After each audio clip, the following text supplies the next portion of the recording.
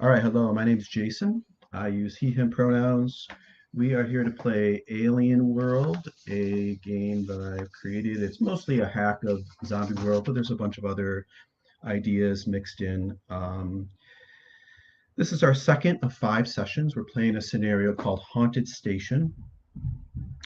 That's my quick little intro. Let's go around the table. Just introduce yourselves with your pronouns and jog your memory and call up a highlight or something we learned about your character last time. Let me start. I think I picked on Alan first last time, so let me go to the next person on my screen going around clockwise. That will be Will. Will, tell us about yourself and your character. Hi, Will, pronouns he, him. Unlike those of my character, Lee Donnelly. Lee Donnelly is a medic, the ship's medic. And last session, we found out that she sort of deals with high stress situations by joking about them and laughing about them, something which pissed off our company rep no end, basically. But yeah, she is Right. the comic relief. And we learned that you had a friend on your ship that's now deceased named Yes, Stan's Stans. the quartermaster, who me and Hawkins the engineer were very tight with. Uh, we all, in fact, had matching tattoos based on Stan's previous tours of duty as a Marine. And yeah, Stan's is gone now, Mm-hmm. uh, dead along with our first officer, Balade. Falade. Yeah. Balade, yep. Okay, great. Let's move down to Daniel. Tell us about yourself and your character. Hello, my name is Daniel. Pronouns are he, him, and I play Roy Franklin, a young security officer who is somewhat reserved, maybe secretive, and has shown in the last session that he doesn't really have a such a exquisite sense of humor like some other members of the crew, and he was first to go out of the shuttle when the one of the first to go out of the shuttle when we landed in the landing bay and started to check out what is happening. And you had spotted a terminal out in the landing bay, but you also had spotted that there was a disembodied arm stuck in the harness of the toppled over power loader that Yeah. was also here. So, yeah. Um, okay, let's move on to Paul. Tell us about yourself and your character. Hello, I'm Paul, pronouns he, him, and the character I'm playing this session is Celestine, she, her. Celestine is a scientist on the mission, really along for the ride. And last session, we found out that Celestine is basically a cyberneticist, yeah, whatever. And she has installed a prosthetic hearing device in Amos, who had received a slap to the ear by something. Right. And I do remember too that Celestine, after the ship exploded, she said that that was actually good news because you did had to divide up the loot with between just the 8 of you rather than the 10 of you. Which Exactly. everybody at the table, when I went back to watch it, everybody at the table froze and just shut up for a long pause when you said that. So Got that to hit look at the hard. numbers. Right. All right. Great. And Alan. My name is Alan. Pronouns are he, him. I'm playing Amos Ames, also he, him. Amos is an older character. He is the bookkeeper, purser, legal advisor for the crew, and so that makes him the corporate rep. Fit for his age, and he thinks that he is the logical person to be in charge. We saw him having an argument with Falade, the first officer, in which she kind of conceded that he was probably best placed to go with the shuttle rather than remain on the ship, which pleases him enormously. But he responded very badly to Lee Donnelly's quip, and it, really didn't get much choice about what Celestine has kind of screwed into his ear. to restore his hearing, or he feels uncomfortable with that. But his reaction to losing the jib is his world weariness. He does feel like he's been gut punched. And he was literally hit by a spanner in the ear by Hawkins. Yeah, that's why he had ringing in the ear that Celestine has fixed by plugging something into his ear canal. Mm-hmm. Okay. I think that sets the table nicely. Let's move quickly, just a little bit about safety. We talked in greater detail last time, but just to remind everybody, we're using the Gauntlet Code of Conduct. We're using the open door. We're using lines and veils. We have a handout you can certainly add to today if you want, called Safety Tools. We have a line on sexual assault, and we have the veils on consensual sex and harm to children. And we're using the X card. We mentioned some of this stuff already, but just let me remind everybody what we have learned so far about the station, or at least the key things. First of all, the station is called Haven Station. It orbits a moon called AC-55. It is a Red Cross-like charitable medical facility that specializes in treating memory-related disorders secondary to cryo sleep malfunction, I suppose. It also, there's rumors that there's some sort of religious sanctuary here. And I'm not sure if the characters would know this, but we established that LaSalle Bionational is very interested in stealing the secrets from this place.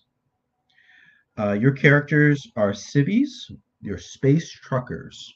So remember, we can go back to the haunted station, set up an orientation handout, and it tells us what that means. So if you're a civvy, it means you're regular folk. You have only commonplace items. For weapons, they might have a blade or a pistol. For equipment, they have only easily obtained items or things germane to their job. Okay. You guys were on a ship called the Gibraltar, which sounds like it wasn't really like a bulk hauler, but more like a specialty, maybe like passengers or courier kind of, maybe a smaller sort of commercial vessel. Smaller than the Nostromo. It was called the Gibraltar, owned by a guy named Cream Wilson, who apparently at some point in the past had suffered one of these memory-related cryo accidents and had been shipped to the station. And you have come here more or less to check up on Cream Wilson. Didn't sound like for really sentimental reasons. It sounded more for economic reasons, that you wanted to resolve the legal status of the ship. Given that Cream has been sort of out of action for quite a while now. You arrived and tried to contact the station, but only could receive static. So you jumped on your shuttle, tried to cross, or started to cross over, and the landing bay doors weren't opening. So I believe it was Celestine was helping the NPC Khatri, who's a Comtech specialist, to try to hack into these doors. And you were able to do so, but Khatri had to use sort of the nuclear option and install a virus to break through the security of this of the station's doors. Unfortunately, it also infected the computer on your shuttle, so everything started going haywire. But you did get these doors open, luckily just in time, as your ship exploded mysteriously, forcing your pilot Styles, assisted by Roy, to have an emergency landing inside the landing bay, which you successfully did. But the shuttle has suffered quite a bit of damage, and so far it looks like Styles was muttering something about, you're not going anywhere for quite a while. You landed in the shuttle. There's only emergency lighting, only the red dim lighting. You like I said, you noticed a tipped over power loader and a terminal. There were large double doors where over the top of it, maybe it lit up and the camera came alive, focused on you. The red light of the AI, focused in on your group, and the AI announced that the station was experiencing some minor problems, and stand by, help is on the way. And I think that's where we had left off. So I think let's pick up there. I think what happens is, the mechanism of the door loudly, activates, and large steel bolts slide into place to lock this door into place. And there's a chung as it locks into place, and you realize that you're trapped here in this bay. Everybody go ahead and take another stress. Let's get started right.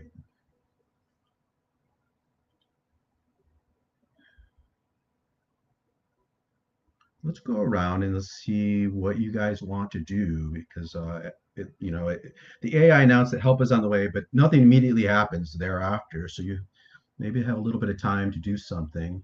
Let me start again with Will. Will, what do you think Lee wants to do? I think Lee wants to look around this, this bay, the shuttle bay, and just say, I've never seen it so empty in here. It was always so busy, such a place of people everywhere. Like when I was serving on Haven, it was all just filled with people. It was alive. There was always someone here to greet you. They always had things going, and I'd like to turn over my background card. All right. I used to live / work / serve here, and I think that Lee actually maybe joined the Gibraltar from Haven Station when you dropped off, Captain Wilson. So I'm like the junior member in terms of shares and everything, right? Because I think we said that it's been a couple of years of like real time, right? Since Sure. Like obviously we've spent time in Cryo and other people in Haven, and so time in linear experience of time in the alien world is obviously subjective, right? But Right. she's, she served as a, I think that I don't think it's a secret to anyone that Lee came from Haven Station. I think the Gibraltar needed a medic, and so Okay. she signed on with them to get back out because her life had sort of ended up on this station. Sure. I think. I think maybe even she doesn't speak about it openly, but the suggestion that she went through, you'll have. I think that Amos, for example, will have seen a record when she signed up, and it will show that she was actually being treated here originally at Haven, and then signed on as a staff member to sort of pay off her debts, and then join the Gibraltar, basically. Okay. So yeah, but yeah, that's that. So once per session, I can reveal a secret about this place that gives me significant advantage on a draw, and I can reduce my stress by 1 when I choose to travel to a dangerous location for sentimental reasons. But all I really wanted to do, mechanically wise, was reveal that card. Right. Let me tell you then, I think it's only fair to, flesh out a little better what you would know, and you can share this with the others if you want, or we can assume you did so. It's up to you. I think you found your stay here very pleasant. It's a beautiful place, very well designed, well kept up, and very pretty. Very lots of statues and paintings, and everything was well lit, and people were generally very pleasant and nice to each other. They were all very committed to this job. And you knew personally the person who established the base and sort of led the show, this lady named Anna Stelline, Dr. Anna Stelline, and they had been, she had the ambition to go beyond. Half of the people that came here, they were able to have them recover their memories, but the other half, they just weren't able to. And they kept these people in cold storage in these large these farms, these cryo farms, basically. The vaults. And yeah, and they kept these people in storage, in sort of long-term, permanent sort of stasis. And but her dream and her drive was to find some way to recover these people, to get them back on their feet. I think I think Go ahead. just to end that off with everything's. It's all probably fucked here. There's no way that Dr. Stelline would let things get so bad if it was all. I thought maybe just the comms were down or something, but with the ship gone and there's a fucking arm in that power loader. Did you see it? Franklin, did you bring your gun? Yeah, I have my gun here, but Did you bring a spare? I have only one gun. You don't need another gun when you have me, right?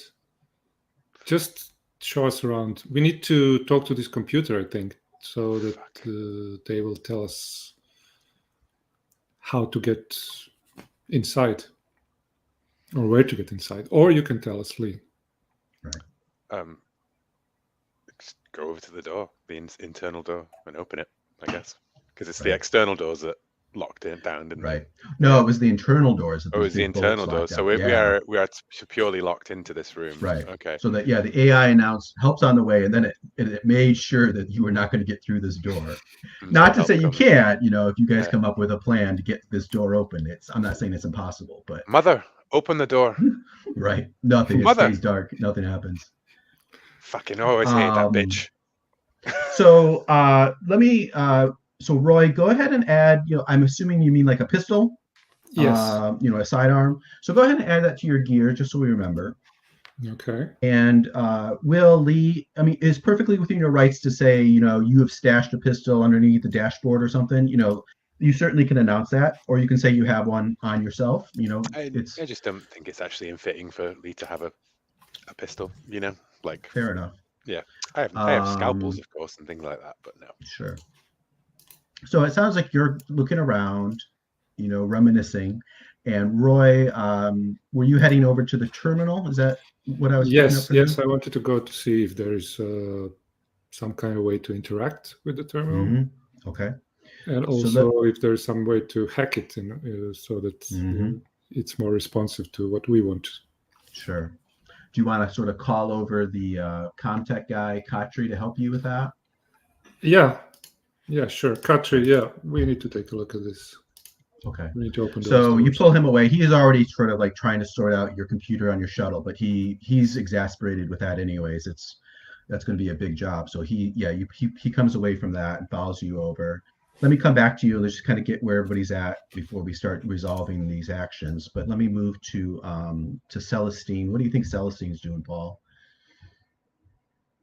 I think we had left you sort of like caring for Amos inside the shuttle. I think Celestine will then take a wander over to the external doors. Are they still working? The doors out into space? Yeah. I guess we can check that out. So let's have you walking over that way. Sure. We'll answer that question once you get there. And then finally, what is Amos doing? Once Amos has kind of got used to having this widget screwed into his ear canal, I think he'll, and presumably the whole thing that Lee, going on about there's a fucking arm in that. I think Amos will approach Glover, who's a sharp cookie, I think, and say to Glover, how'd that happen? With the arm? Sure. Yeah. Sure. Maybe have the two of you check that out. Okay, so let's go around and sort of resolve this. So Lee, in addition to reminiscing, it sounded like maybe you were doing a little investigation, looking around. You want to draw some cards?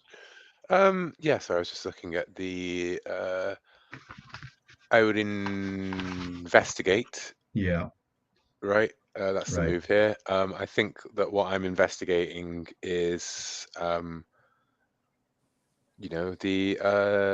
the access panels, the air, what we might call the air ducts, right? Because clearly every space station or spaceship within the alien universe must have to have at least a human-sized compartment to go in. The Jeffrey's tube, as he might be. I'm like, I think, where was it? I remember seeing them at the techs. They used to. Then I'm banging up, like maybe I'm. So before drawing, share a story, describe what I'm hoping to find or discover. What I'm hoping to find or discover is access to this thing as a alternative route out if we can't get the door open, or Sure. it's a fallback. It's a route B, basically, isn't it, as well? If we open that door and there's an alien on the other side. How am I putting myself in danger like an idiot? I think that the way I'm putting myself in danger like an idiot is the way that I'm looking for this panel is I am banging, because I think that they're meant to be all flush, and it's not like a lot of the alien ships where you can see the iris or whatever. It's meant to be hidden from view for people. Yeah, and maybe it has like a cover or something, like a fireproof cover, in case, as it is a landing bay. It's heavily, reinforced walls and fireproofed, panels, asbestos probably. Okay, great. And then the other part of an investigate move is share a story. You might have already done that, but is there anything else that we learn either through conversation or through a flashback that tells us more about Lee? I think no, I think that's the story that I shared was being on the ship and being in this bay and being a member of the crew here at some point. Sure. Sure. So I draw one card for trying. That's right. Do you have an expertise that would help you here? I think adaptable would help me here because I am adapting to the situation. I'm using maybe like slipping out the sort of multi-tool that obviously we all probably have, right? And using the flat of the knife of the thing to sort of pry at things. And yeah, I'll give you that. So, I'm not going to use my special thing to draw with advantage because I can only do that once a session. And I don't think you can go ahead and add multi-tool to your gear just so remember that you have that. Do you have the right tool for the job? I wouldn't say the multi-tool is the right tool, but is there anything we pull out of the pack or anything that might be the right tool for this? I actually think in this situation, because it is a panel that is supposed to come out, assuming it's not broken, I think the multi-tool is actually the right tool for the job here because it's the average run-of-the-mill of things. I'm not breaking it. I'm essentially just like unscrewing a panel that's supposed to be unscrewed, Okay. You can obviously tell me that no, actually it requires. I'm gonna still say no. I'm gonna be kind of picky when it comes to equipment. Yeah, don't worry about it. Yeah. All right. So you got two. Have we established anything that gives you significant advantage? No, because the only thing that gives me significant advantage is the power of the cards, which I don't want to use at this session. Yeah. Okay. So that's two finally, cards. do you want to push yourself to get a third card? No, I'm fine with just two cards. Two cards. So I click draw, right? I just haven't done this for a little while. Yeah, you just pull two resolution cards out into the middle of the table. Okay, cool. Miss and miss. Two misses. Miss and miss. All right, so I won't remind you guys of this every time, but remember, if you have some reasonable way that you can describe how you're helping or hindering, you can always jump in at this point, say you're doing so, describe what you're doing, take a stress, and then you can draw one card for each card that the person that you're helping has exposed. So at this point, Lee has all three cards exposed. So if any of the other guys want to help or hinder, you would draw three cards to hunt for a better card to help her. Anybody have any ideas about helping, or everybody pass? I think while I'm going to the front door, I can check along the wall, see if there's any panel there. All right, so go ahead and take a stress then, Celestine, and draw three cards, three resolution deck cards, throw them out in the middle there. That's pretty cool. I'm really easy to help because I have three cards out. That's right. I'm also really well known. Yeah, everybody knows you well. So they know just how to help you. That's how they sort of rationalize that. Edge, triumph. All right, that's as good as it gets. All right, so how this works in mechanical terms is then you get to choose. Celestine gets to choose which of her cards that she just drew to then replace one of the original drawer, Lee's cards. So that's why I say help and hinder are actually the same mechanic. So in this case, obviously you're trying to help. So you're going to take the triumph, replace the miss. But if you wanted to hinder someone, let's say Lee already had a triumph in her hand, and you wanted to help her, or you wanted to hinder her rather, you would draw and you'd get a miss, and you would replace her triumph with a miss to ruin her success. So anyway, the mechanic works exactly the same. It's just a matter of which card you replace. Thanks for explaining that, so Alan knows what movie he's going to be doing later on. Sure. Yeah. But in this case, it's a very successful help. You turn it into a triumph. So let's take a look. On a hit, in addition to finding what you're looking for, you find out something that moves the plot forward. On a triumph, you find something especially useful. The person is friendly and helpful. The object you find is advanced or in good supply, or the information is detailed, allowing for a follow-up question. Will, which of those kind of bonuses would you like to get since you have a triumph? I think that what I would like as a triumph on that is that when I open up the panels into the vents, right, that maybe on the inside of it there's like a little kind of like diagram of the the vent work kind of thing. And all that I'm really establishing with that is a fictional positioning for us to say that like there's a vent in this room. You know what I mean? Like even if we don't go through the vents, we can flash back to having looked at that panel and say whatever, right? So now we have established within this station there is a vent work, and I'll tell you what, I'll give you sort of a +1 forward. We'll say that there is indeed a diagram. There is indeed a vent, and there's a diagram so that you can use that +1 forward to kind of quickly go to somewhere that would be significant that you want to go. And we'll leave that sort of in the ether for now. Yeah. But you can pull that out, sort of give you sort of a quick move to somewhere else that would be cool. If Paul's okay with that, I think the way that Celestine helps with that is that while Lee's like, "Oh, I think I've got it," and she's like wrenching away at something that's clearly not coming out, Celestine, on the way over to check the airlock doors, just goes, "That one," and points like directly at the right vent, right? Right. Perfect. So you pull this away, and there's a vent. Probably pretty solid, but there's probably a mechanism to try to get it open. It probably takes a little bit of time. It's very mechanical. You have to like unwind or turn a big knobs and stuff like it. It's going to take you a little time. Maybe if the ship was working well, maybe automatically you just push a button, but you have to go through the emergency procedure. So maybe we see you starting to monkey with that mechanism. Yeah. Let's move to Roy. So Roy, you were going over to the computer with Khatri. So I'm picturing a terminal sort of set into the wall. Maybe, since the landing bay, maybe automatically since you've landed in the landing bay, maybe it comes out of a recess in the wall, and it sort of projects out, and it's sort of probably like a steel cover to protect it from fire or explosion or whatever. Sort of rises up and exposes this screen, and Patry, looks at it and starts to monkey with it. I think probably the best way to capture this is probably through investigate. So when you have appropriate fictional positioning, this is a safety move, by the way. That's where we're looking here. Safety move called investigate.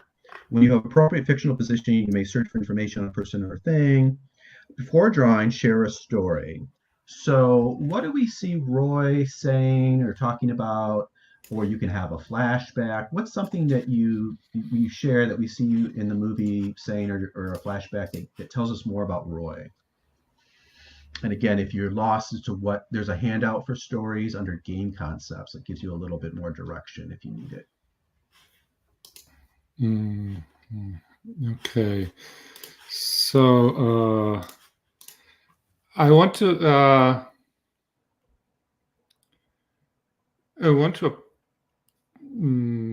maybe show that there's that I am really wary of computers, especially AI computers. There was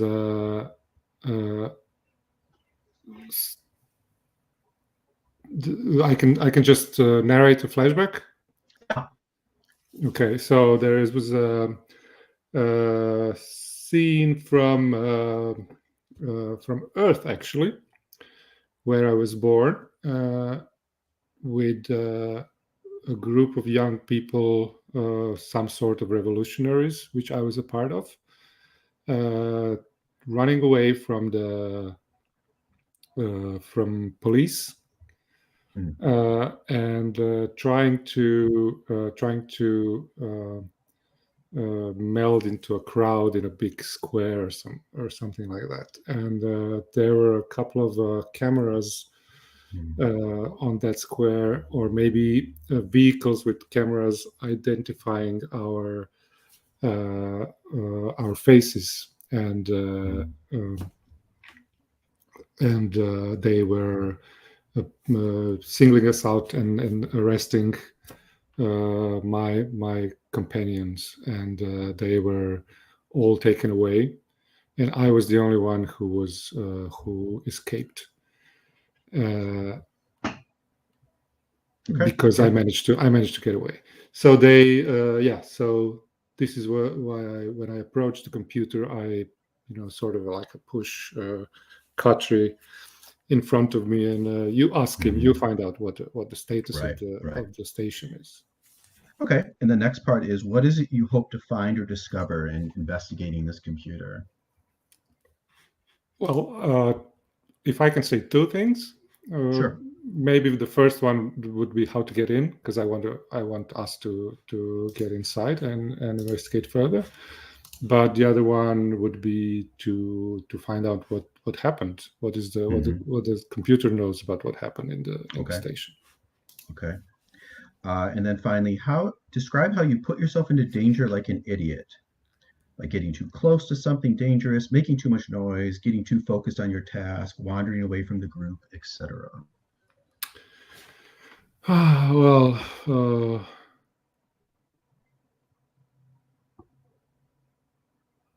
not sure. Is there a way I could the computer itself would be? Sure. I think maybe you don't see, or maybe maybe this computer obviously has suffered some damage. It looks as though it's been overloaded circuits. Maybe there's sparks, coming off of it. Okay. So, engaging with this computer may not be all that safe. But you push forward regardless, right? Okay, yeah, I push forward and I take out my pistol and try to clear out the wires that are making the sparks with my gun, like this. Perfect thing for getting electrocuted. Great. Yeah. All right, we're ready to draw. So first of all, you need a card for nothing. Do you or Katri have a expertise that would help investigating this computer? I think Katri, or actually, probably Katri's the one actually doing this, isn't he? Yeah. So actually, we probably should do this instead. I think all of what we just did is fine. It tells us more about your character. But actually, the move we're doing is a special move called NPC Do Their Thing. When a PC triggers a move while being assisted by or assisting an NPC, they draw the cards, but the NPC uses the expertise to help. And then you may help or hinder the NPC on this. So first of all, same thing as we said. So you get one card for nothing. You get another card for the expertise of Katri. Do you have the right tool for the job? Is there any piece of equipment you can declare that would be the perfect piece of equipment? Well, that's not good. We lost Mother. Mother? Yeah. We're on our own, kids. Yeah. Okay.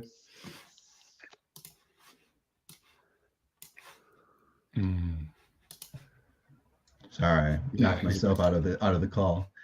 It's still recording, so we're back. Do you have the right piece of equipment, the right tool for this? Oh, I don't think I have anything, but maybe Katri is the one. Probably not. Yeah, that's nuts.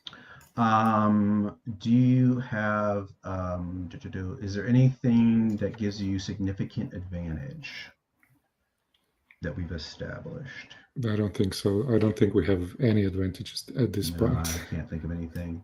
And do you wish to push yourself to take a stress to get an extra card? Well, not right now. No. Okay. So I think we are at 2? 2, yes. All right. We recalled and shuffled. You are ready to draw 2 cards. Okay. Well, first one is a triumph. And whenever you get triumph, you don't need to worry about the rest because that's the best card. All right, so triumph, and this is on, like we said, this is the special move. NPC do their thing. Let's see. On a hit, they succeed. on an edge, there's a complication.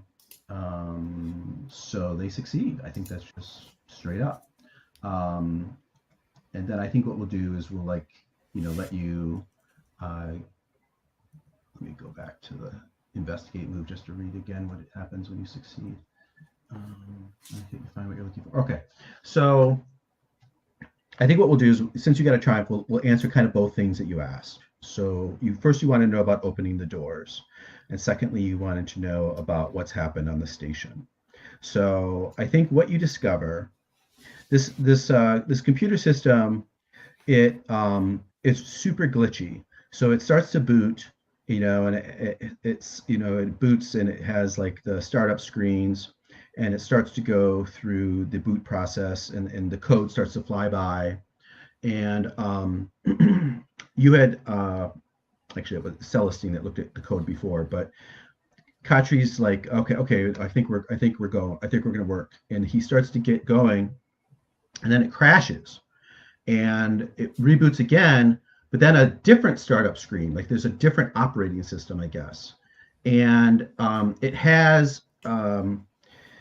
I don't know if Roy would be able to identify this, but it has like very outdated. I think last time Paul described it as Windows. It has this sort of outdated, sort of simplistic sort of code that starts up this other operating system, and that starts to activate, and then it crashes.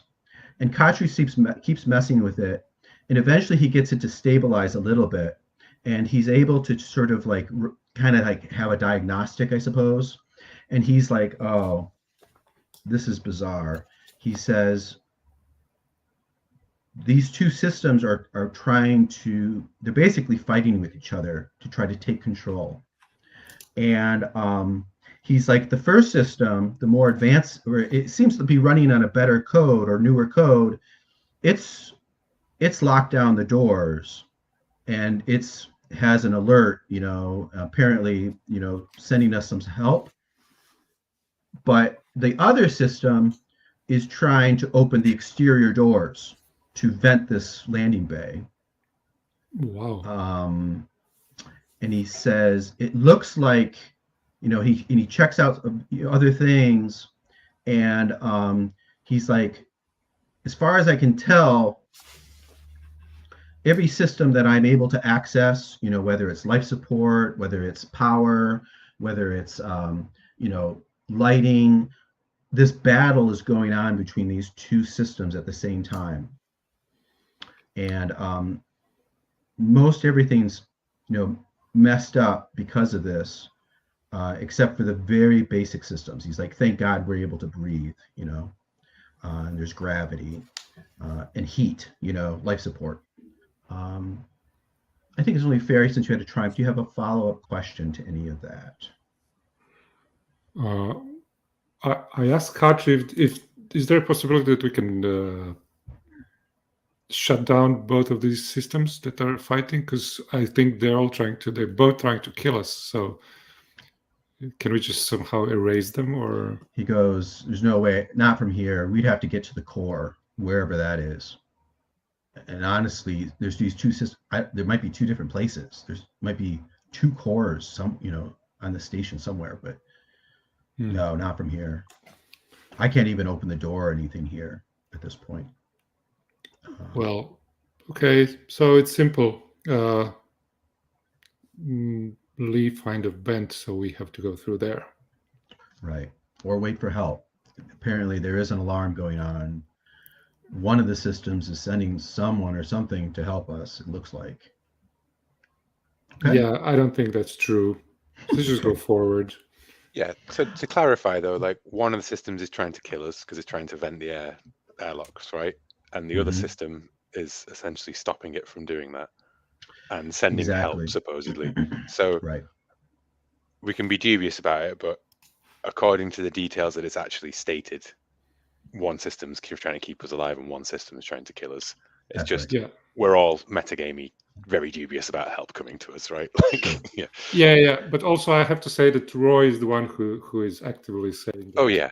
In character, both of these systems are bad for us. because that's my You're brain. right, because you're paranoid about AI from your background. All right, good. So let's move to, I think we probably see Celestine approaching these exterior doors, these huge landing bay doors. And you notice some concerning lighting and going on, as though like 1 second it looks like it's starting to like start the process of opening these doors, and then it stops, and then it goes back to it again. Maybe Katri yells over to you, I wouldn't get too close to that. What do you think we see Celestine doing? You're muted. Celestine's a person of science, so it doesn't matter where you stand. If you vent a thing, it'll affect you whether you're close to the door or miles away. So Celestine will continue to investigate the doors and see if mechanically they can be opened. Okay. Let's go ahead and do a draw. Recall and shuffle. So investigate. First of all, share a story. Is there something we hear Celestine saying, or a flashback that tells us a little bit more about your character? Yeah, I think what I said, shouting back to the computer operator that, it's physics. It doesn't make any sense what you just said. Doesn't matter where I stand. So yeah, I think it shows that Celestine's a person of science. Okay. Rather than just listening to hearsay. Okay. The next part is describe what you're hoping to find or discover through your investigation. I want to find out if the doors can be opened. Okay. Describe how you put yourself into danger like an idiot. This might be obvious. Yeah, I could get caught in the machinery. Yeah, you would be the, yeah, you could, yeah, true. All right, so let's go ahead and go to the draw. So first of all, you get a card for nothing. Does Celestine have an expertise that would help with this? I got exploring. Yeah, I like that. Does Celestine have the right tool for the job? Is there any piece of equipment that you can declare that would be the perfect tool for what you're doing? I don't think so. No, I can't think of anything. I haven't got a toolkit. No. Is there anything we've established that would give you significant advantage? I'd be open to saying that Roy's triumph can roll into that. I'd say if you want. So that yeah. So Roy said that clearly, computer. There's no problem with it. So yeah, I'm narrowing it down. So it is now just can it mechanically be done? Okay. So that takes you to 3 cards, and then finally, do you wish to push yourself, take a stress, and get the 4th card? No, I'm happy with 3. Okay. So go ahead and draw 3 cards when you're ready.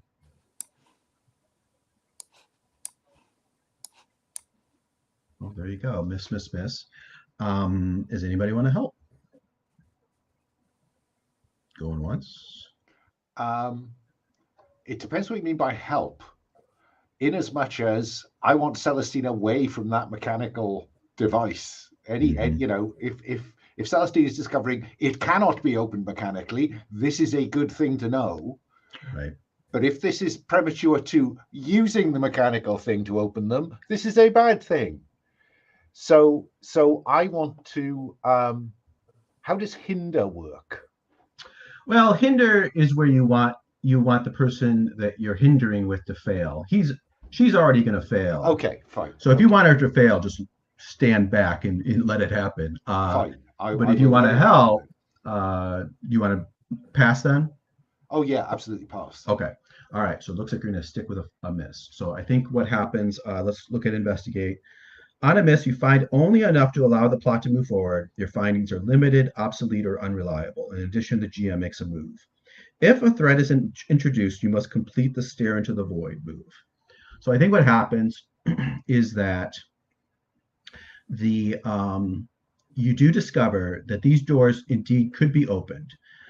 Without main power, there's no mechanical way of doing so, but between what you're doing and what Roy's doing, it sounds as though one of these operating systems is trying to, bring enough power to the door to open it. ominously, though, that as you recognize that would be the death of all of you immediately. So I think that's the minimum that you learned. I think at this time, that panel that Lee is checking on, trying to get open, it let's see, it slams shut. Enough power hits that to slam it shut. The bolts that you were messing with, lock into shape. Other bolts lock in. That without a cutting device or something, you're gonna have a hell of a time trying to get through that into that Fuck. vent. Fuck, what did you do? We gotta get out of here. At the same time, the giant bolts keeping the doors that lead into the station, those double doors, they slide open. The door comes open, not all the way, 4 or 5 feet wide gap, and stepping through are two androids that look like this. Will know who these are. These are working Joes. These are androids, synthetics, built by the Seegson Corporation. They are known to be cheap, unreliable, but at least the company claims that they're comforting because they obviously look like robots. They have like rubbery looking skin. They have like LED lights for eyes, but they're very strong. They're workers. They're Oh, it's just the orderlies. It's fine. Hello?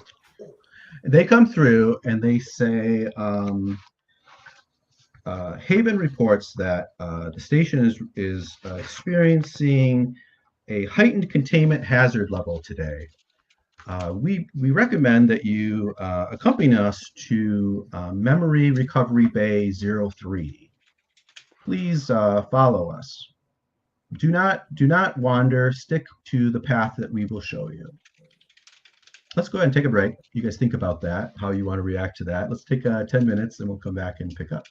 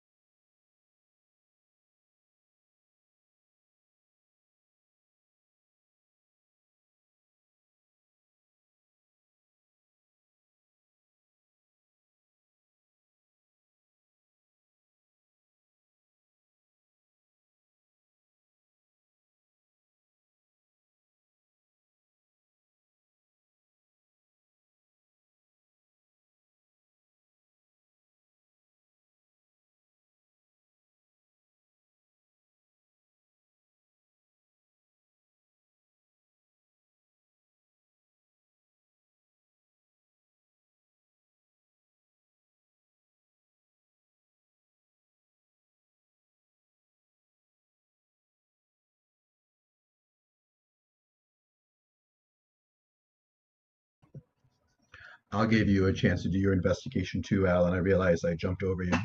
No, I mean, I'm conscious that given the way that unfolded, I frankly don't give a toss about the arm in the loader anymore. I'll give you like the quick look of what you might have seen. But yeah, maybe we won't go to the cards then.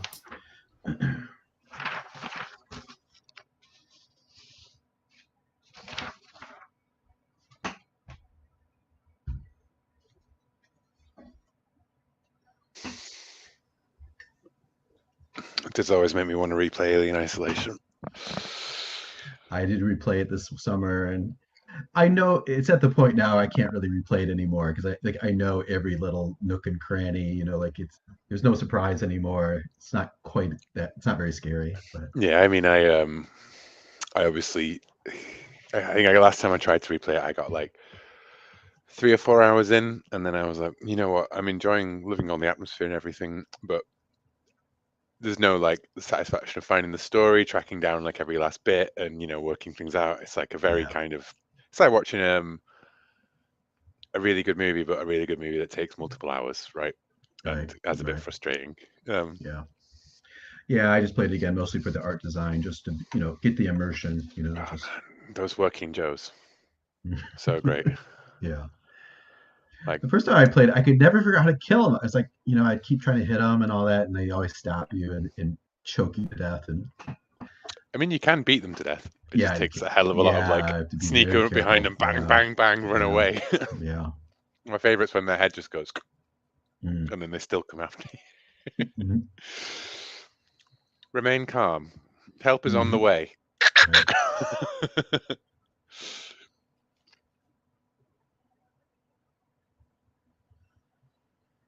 All right, everybody's back. I was telling Alan that I know he was checking out the power loader, so it sounds like you're not really going to want to go to the cards. But let me tell you just a little bit about what you saw there before these androids showed up.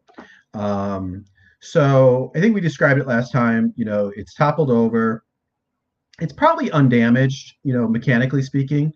But whoever was inside of it clearly suffered a grim fate. It's covered in blood, dried blood. And there's an arm that was, I think, what's his name? The investigator. Gilroy, I think. Hawks. Oh, the Glover. Glover. Glover's like, looks like this wasn't cut off. It looks like it was ripped off, this arm. And he's like, and what's this? And there's like these deep claw marks that are on the bars, the safety bars that secure you inside the cabin. I guess it's not really a cabin, but so I think that was the quick thing. Then I think all that I will do is I will stuff the pile of papers into the kind of kit bag, rucksack, shoulder bag, whatever it was that I thought I'd need. Assuming we were going to stay here for several days to sort this legal problem out. Just stuff that into the top of the kit bag and do what the androids say, but don't go first. Sure. So yeah, the androids are like, please follow us. Please stay on the path. Stick together. We are experiencing some dangerous anomalies on the station today. It is very important that we stick to the path. Franklin, take point.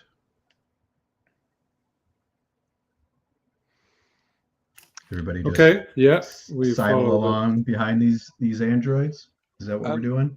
Yeah, I think Lee's familiar with these orderlies, right? And is like, they're not the best, but they can lift stuff, and don't try and get any good conversation out of them. They won't know what's going on, but maybe they'll let us on. Yeah, go on. And like, I think she was about to just follow the when Amos ordered Franklin, and she sort of just like looks back quizzically and allows Roy to take lead, right? Because she's still in the horror movie stage of like slightly in denial that everything isn't fucked. Right. Okay, so I think follow them. Yeah. So I keep my gun ready in my hand. Okay. You draw your pistol, cock it. Yeah. Who's at the rear? Who's bringing up the rear of your little party? Oh, and let me say this. I think Styles will approach you, Amos, and he'll say, maybe it'd be best. Our shuttle's really messed up. Maybe it'd be best if Katri and I stay behind and try to repair the shuttle. What do you think? You're the boss, Amos. You're unmuted. Yeah. Did you hear what Katri said about these two operating systems? That door could spring any time. Okay. Yeah. We've lost enough people. I'm not going to throw anybody else away. Right, but there's a pressure suit on the shuttle, surely, and we might need to use it to get off. Surely Styles needs to fix it. Yeah.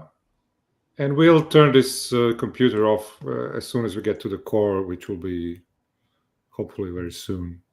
Mm-hmm. So it'd be useful to repair the shuttle, Amos. Mm-hmm. I'm very happy for Hawks and Styles to stay. Hawks and Styles? Because it seemed like we took mostly mechanical damage from the debris. Right. So I think Hawks comes up to you then, Lee, and he says, not even quietly, he says, I don't trust Amos, and that guy creeps me out. And he says that to you, Celestine, or that lady creeps me out to you, Celestine. He says, I don't trust him. I think you need me with you, Lee. Listen, what we need is that shuttle up and running because things are clearly fucked here, and the ship's gone. The only thing that can take us out of the station is that shuttle at the moment. Mm-hmm. So, come on, and I know you've got my back, but don't worry, I can take care of myself. All right, don't need you to smack anyone around the head again. I promise. I think that's worthy of the move. There's a safety move called Calm Someone Down. Okay. Share a story with a focus on using it to calm someone and draw. So what's a story or something you share with, in that conversation or a flashback that tells us more of your positive relationship with Hawks? I say, remember that bar on Alcyon 5? Trust me.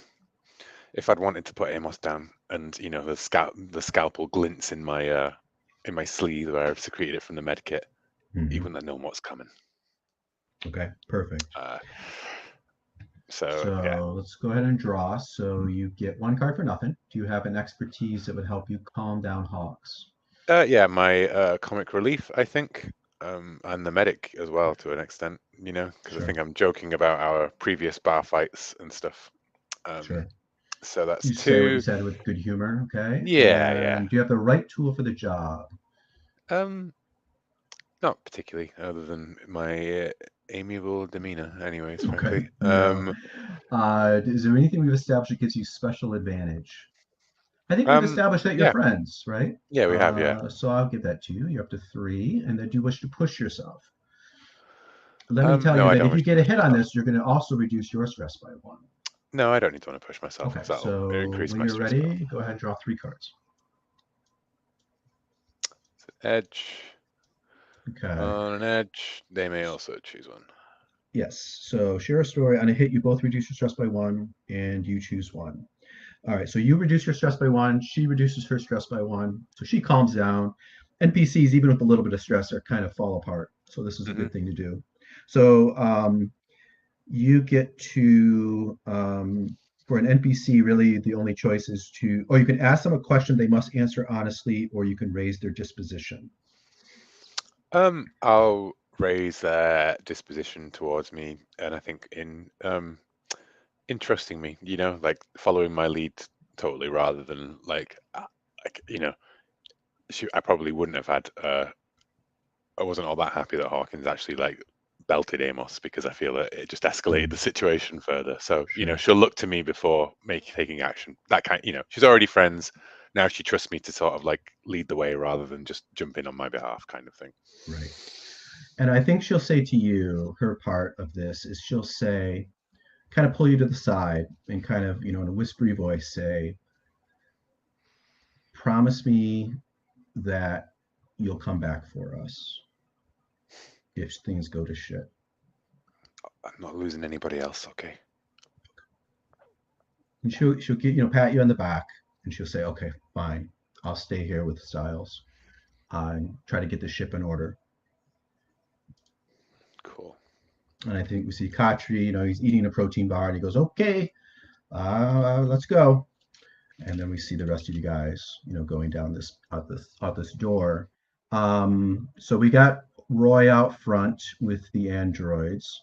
And I think the androids will kind of like, one will take a position leading the way and one will sort of trail, the bunch of you, so kind of bunch you together.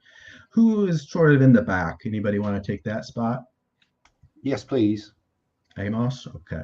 I'd like Glover and I Okay. to be at the back. So let me just, so we don't forget, let me kind of like move these guys around. Oh, maybe somebody already did. It looks like somebody already moved them. So we got Katri and Glover with you guys, and we've got Styles and Hawks left behind. We keep kind of saying either Hawks or Hawkins. Let's go with Hawkins. It seems like that's what we're sliding towards. So Hawkins stays behind, and the other two go with you. We're going to. I'd like to have a conversation with Glover, a quiet conversation. Sure. About his assessment of the crew right now. Mm-hmm. Where's the weak link, Glover? This is a stress situation. You can also see, Hawkins clearly frayed. Styles is wetting himself. So I'm just curious for an opinion. Mm-hmm. Do you think, I'm trying to think if this is just a simple question, or you want to push it towards like a manipulate? Are you looking to get something out of Glover? I was hoping to engage with his. Or... I suppose I'm just, given his role and skill set, disarming and psychology. Sure. I think I'm just asking him to do his thing. Actually. Sure. Yeah. I don't know if there's actually a draw there. I think he'll just say, he himself too. I mean, he's stressing. He has this like stress ball that he's squeezing as you're walking along, and he goes, "I'm worried. I think everybody's worried. Nobody. Obviously, something's happened here, and I think you need to watch out for Hawkins, but maybe it's best that we left her behind." Exactly. And I know she's friends with Lee, and Lee seems pretty amiable, though. Seems to know what's going. Maybe knows the station better than anyone. So I wouldn't say you should worry about Lee, but I keep your eyes open. Look, I've been with the crew less time than you. Is Celestine as freaky as she looks? Because I don't really know much about her. I mean, you know the records. Okay. Apparently, she used to be a doctor. I didn't know that. Yeah, no, that's not in the records, which is why I asked the question. And he sort of taps the little thing on your ear, and he goes, "What's that all about?" Exactly. And the goggle thing. Mm-hmm. Right. So yeah, I guess when it comes down to it, I think Katri's a good kid. I wouldn't worry about him. But things get tough. Look to me. I'll be there for you. Okay. That's me done. Okay, great. So we are going to do a location move called Walking and Talking. This gives you a chance to sort of flesh out this movement. Let me ask Roy, what kind of part of the station do we see you moving through as you move towards, allegedly you're moving towards, what did I say, Memory Recovery Bay 0301, I forget what I said. But what part of the station do you see us moving through? Are we moving through like a residential area, mechanical, recreation, med lab, science sections? What do you think we see? Maybe some kind of, I was thinking some kind of residential area.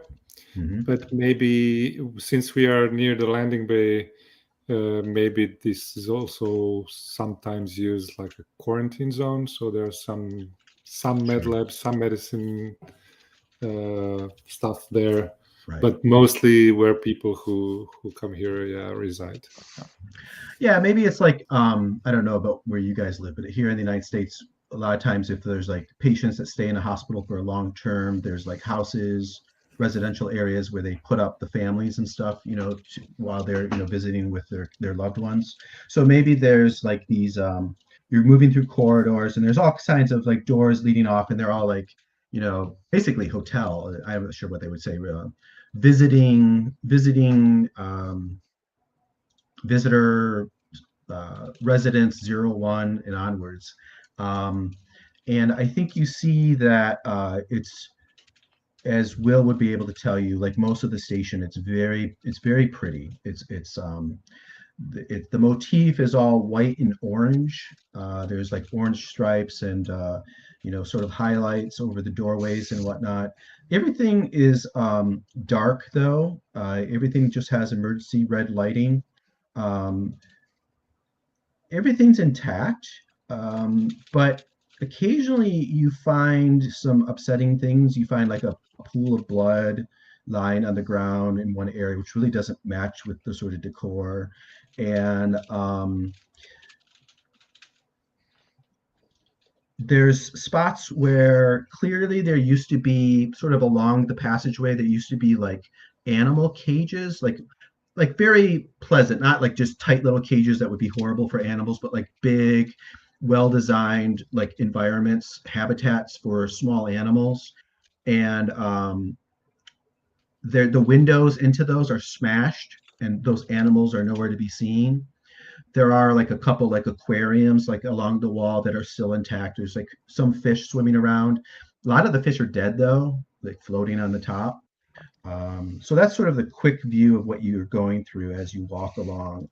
Let's add a few more details. Questions. What are a couple of genre appropriate features of the passage? And then the other question that you could answer is, how does the group travel? Let me go to Paul, to Celestine. What is something else you see on this walking and talking that fleshes this out? I think there's travelators. Say that again. There's like travelators to get people around quicker. Okay. Yeah. Like an escalator. I think that's what we call it in the United States. Like where you no. Like, no. Like an airport. Oh, okay. Yeah. Okay. They're probably not working though, right? Yeah. So wide, nice wide corridors with travelators. Okay. Sort of on one side. All right. And then Alan, you want to add something else? Yes, I think it's time that something was there something in that vent? That large kind of steel vent running down the center of the ceiling. Did I hear something just kind of right? Perfect. I think that's pretty upsetting. Go ahead and give yourself a point of stress. Why not? Does everybody else hear it too? Probably they're all going to say no now. I'd like to make a case for why that won't happen. Why the others won't hear it, or why you won't take stress? Why I won't take stress. Okay. Because I think I want to reveal which one is it? My agenda. You can just right-click it, and there you go. Flip card. I'm on the run. And what the card says is, I'm on the run. Reveal this card when you share a story that shows why one of the major factions in the plot wants to find and apprehend, or worse, to you. I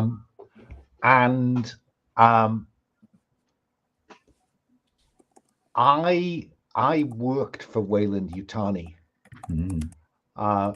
or worked with Wayland Yutani for several years.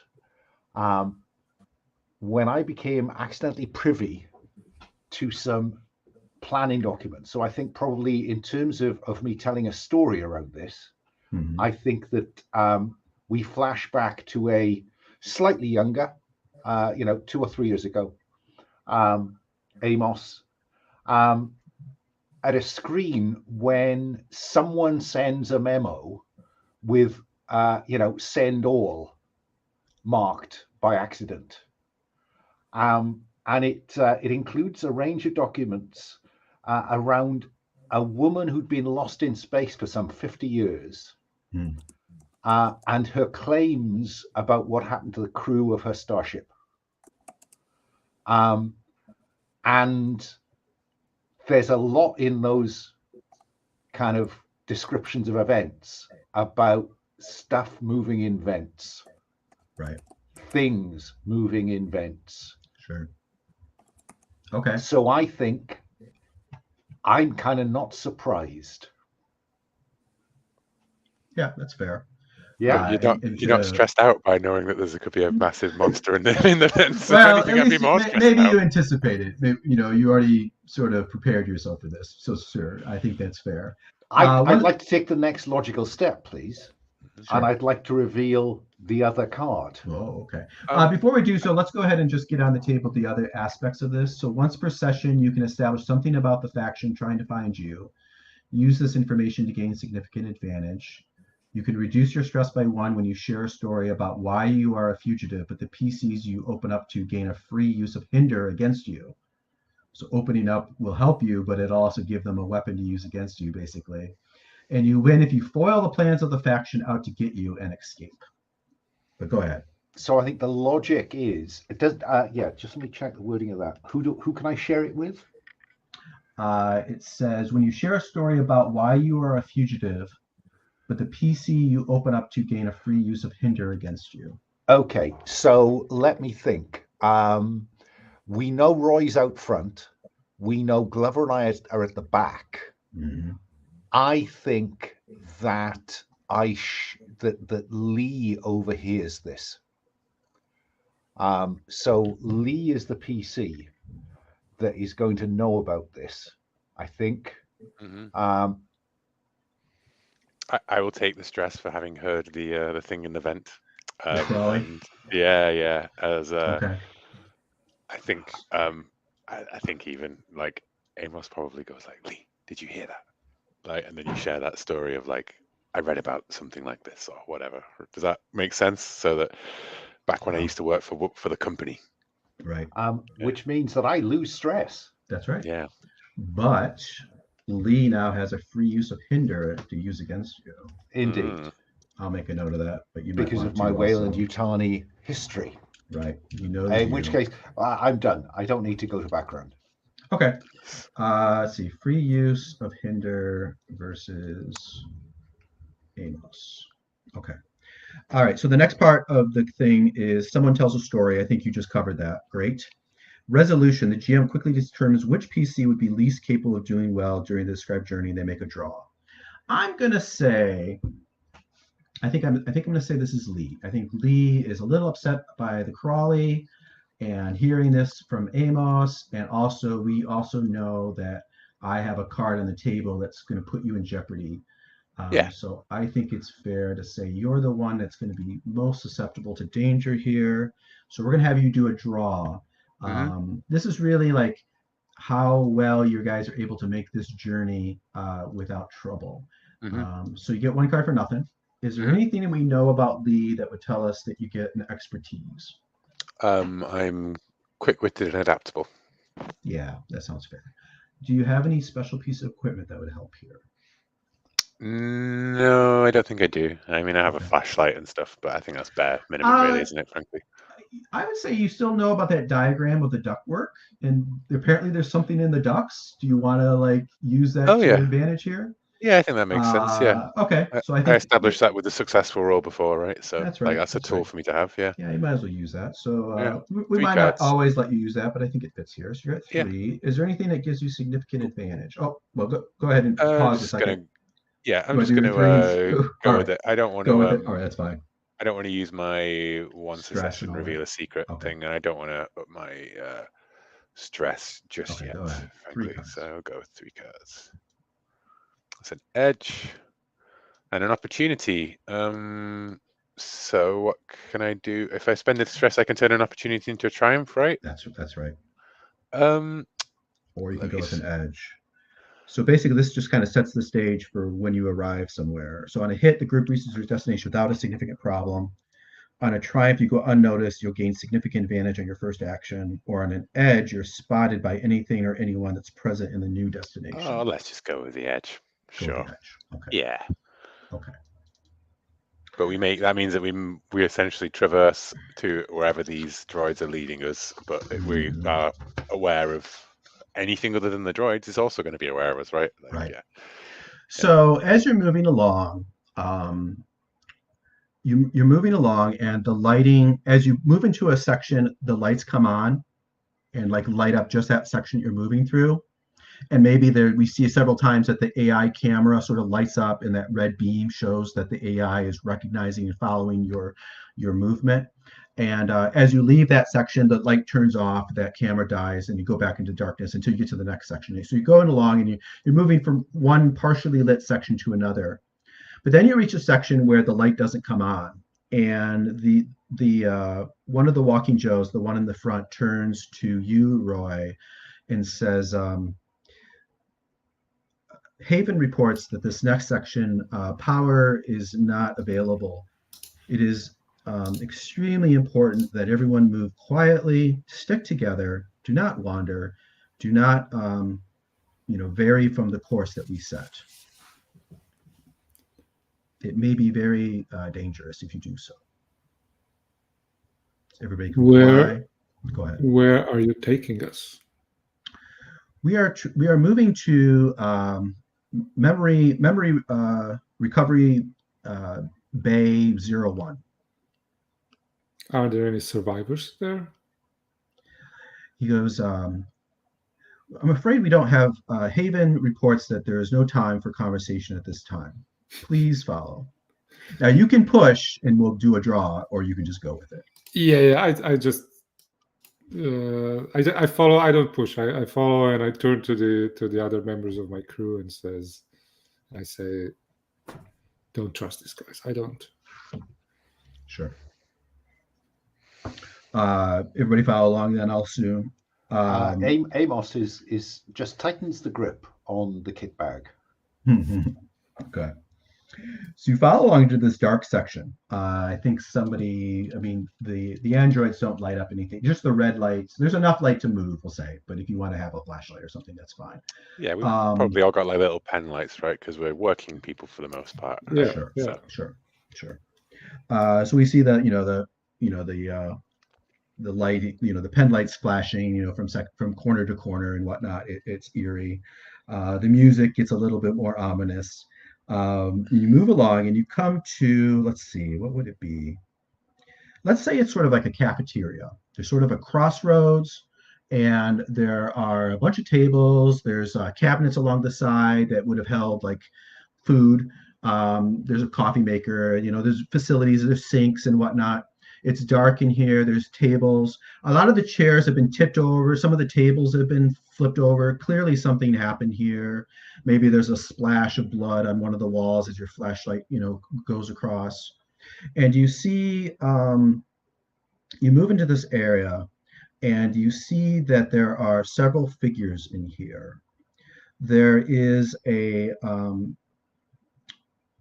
let's see, there would probably be one, two, let's say three.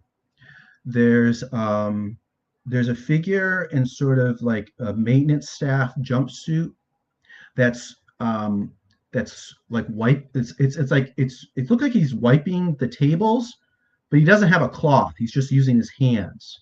And the tables are like, some of the tables are tipped over, some of them are like not even dirty, obviously, but it's sort of going through the motions of wiping these tables over and over again, sort of obsessively. And then there's another figure that's over against the wall that's sort of leaning down, towards the wall, and you hear them sobbing. They're just, racked by sobs. And then there's a third figure that has like one arm pushing this animal against the wall, and it's wiping at this person's wiping at their neck, and then wiping some sort of like fluid or something onto this animal, and this animal's like partially secured to this wall by like cocooned to the wall by this sort of dark colored slime. And that's all pretty freaky. But what's most freaky is that these figures look kind of like this. They're incredibly cadaverously thin. Their skin has started to turn black and sort of shiny or leathery looking in spots. And instead of fingers, they have these long claws. Their eyes have started to recede, change color, maybe to a reddish color. They're obviously human, but they're not, their humanity is faded quite a bit. Anyone have a quick reaction as you enter into this place? Pick it up, move it. We need to get through here. Follow these things, these droids, these Joes. Right. And I think one of the front Joes, he says, "What are you? Unidentified creature." Is probably what it says to one of these. Whatever these things are, and unidentified life form is, I think, the right, phrase in unidentified Alien life form. Isolation. Exactly. Yeah, exactly. And Lee, you're like looking around, splashing, with your flashlight, and you turn and you see that one of these things has come up right behind you, and it's carrying an egg, an alien, a xenomorph egg. And it's come up right behind you. Which puts it between me and Lee then. Well, in my fiction, Lee is kind of like fallen behind a little bit. We'll say Lee's, not far behind, but maybe you move forward because you're like, we got to get out of here. We got to keep moving, right? Comes in from the side, right? Because we're going through this thing. So either way, it's come up sort of like unannounced close to you. Yeah. And it's carrying a xenomorph egg, which you all know what it is, but it's about a meteor high. It's sort of covered with slime. It's very biological looking. It has the 4 petals at the top that are closed. But as you look, these petals start to like open. I mean, Lee just seen one of these inhuman monsters, that clearly were once human, right? Right. Never mind the freaky thing in its hands. It is just a scream and like, that pushing backwards, like pushing through the others and trying to run away, basically, like what the fuck is going on? So is that a peril move? Well, it is, but it is a different peril move because I'm going to use the card I have on the table. Something is out there. Zoom in so I can read it. When this card is in play, the GM may have a threat appear out of nowhere and force a PC to immediately have to stare into the void. And I picked on you because you did your power last time, which means that the first threat that appears is going to go for Lee. So that's why you're the one on the spot here. So this is a peril move. It's the last one. It's called I see. Stare into the void. And what this represents, this is that moment in a movie where the characters come face to face with death. And a lot of times they just freeze and get killed, right? So this is a matter, this isn't what you do, this is whether you can do anything before bad things happen, all right? So this is like you sort of narrating how you pull yourself together to do something before this monster takes action, okay? Does that make sense? So we go, when suddenly confronted by death, describe how you pull it together and do something before the threat does its worst. So what do you think you do? How do you try to pull yourself together?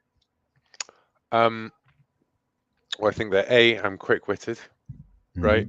And B, I used to, so that's 1 card, 2 cards, and I think this is an appropriate point to once per session reveal a secret about this place that gives me significant advantage on my draw.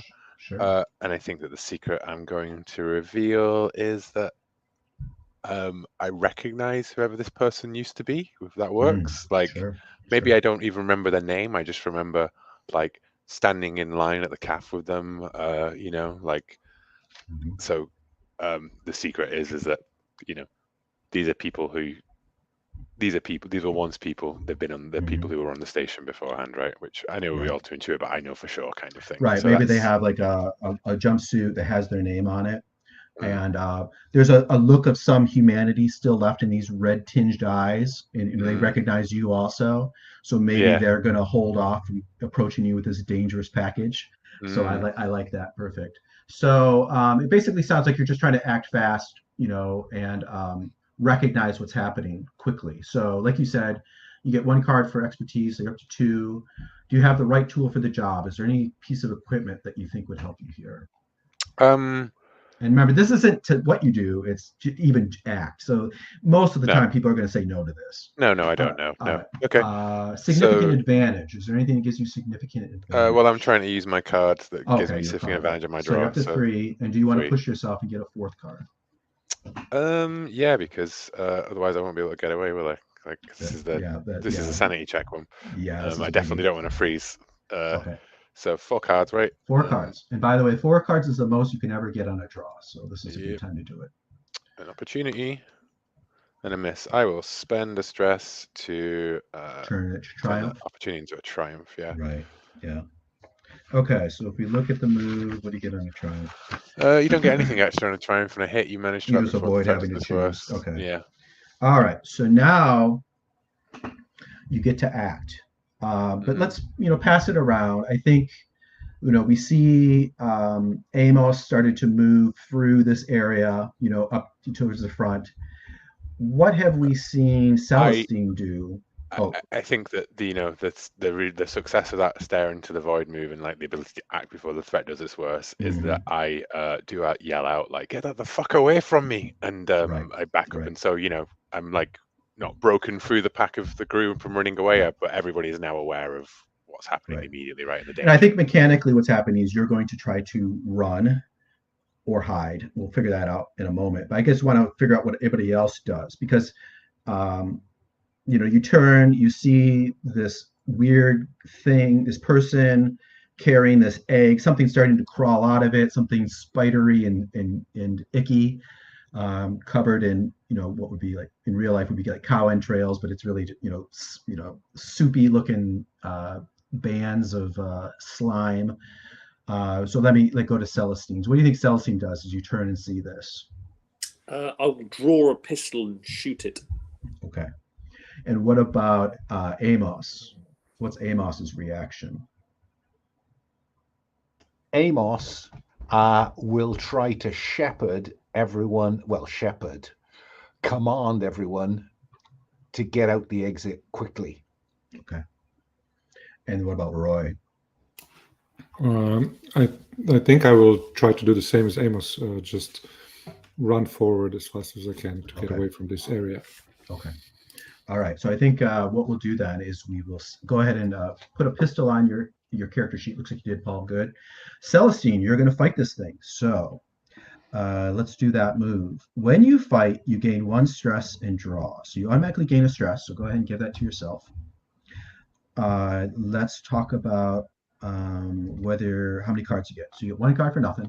Does Celestine have any skill or expertise that would help you here? You make an argument. Don't think so. Let me. Scientist, exploration, dodging, physician, and biology. Biology. Yeah, Know where a soft spot would be. yeah. And are you shooting the egg or are you shooting the slimy thing coming out of it? Again, my knowledge of biology, the egg's only a delivery method, so it's the thing coming out of the egg that's Okay. important. Perfect. So you're up to 2 cards. Do you have the right tool for the job? I have a I pistol. think a pistol is sufficient. So we'll go to 3. Do you have significant advantage? Is there anything we've established that gives you advantage? Don't think so. No. And then do you want to push yourself, take another stress to get that 4th card, or go with 3? No, 3 cards seem good. All right. Go ahead when you're ready. Oh, let me recall and shuffle first. Sorry. Oops. Recall, shuffle. Okay, when you're ready, go ahead and draw 3.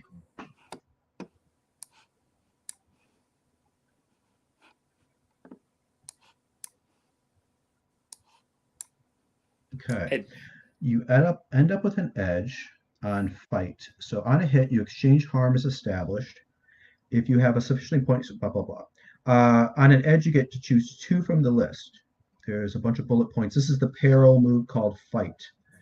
There is you drive the threat off, you suffer little harm, you cause great harm, you keep cool and reduce your stress by 1, you avoid collateral damage, you occupy the threat's attention long enough so that anyone else not engaged in the fight may successfully hide or run. So this is a peril move, is it? Yeah, peril move called fight. There's 1, 2, 3, 4, 5, 6 bullet points under it. You get to choose 2 of those.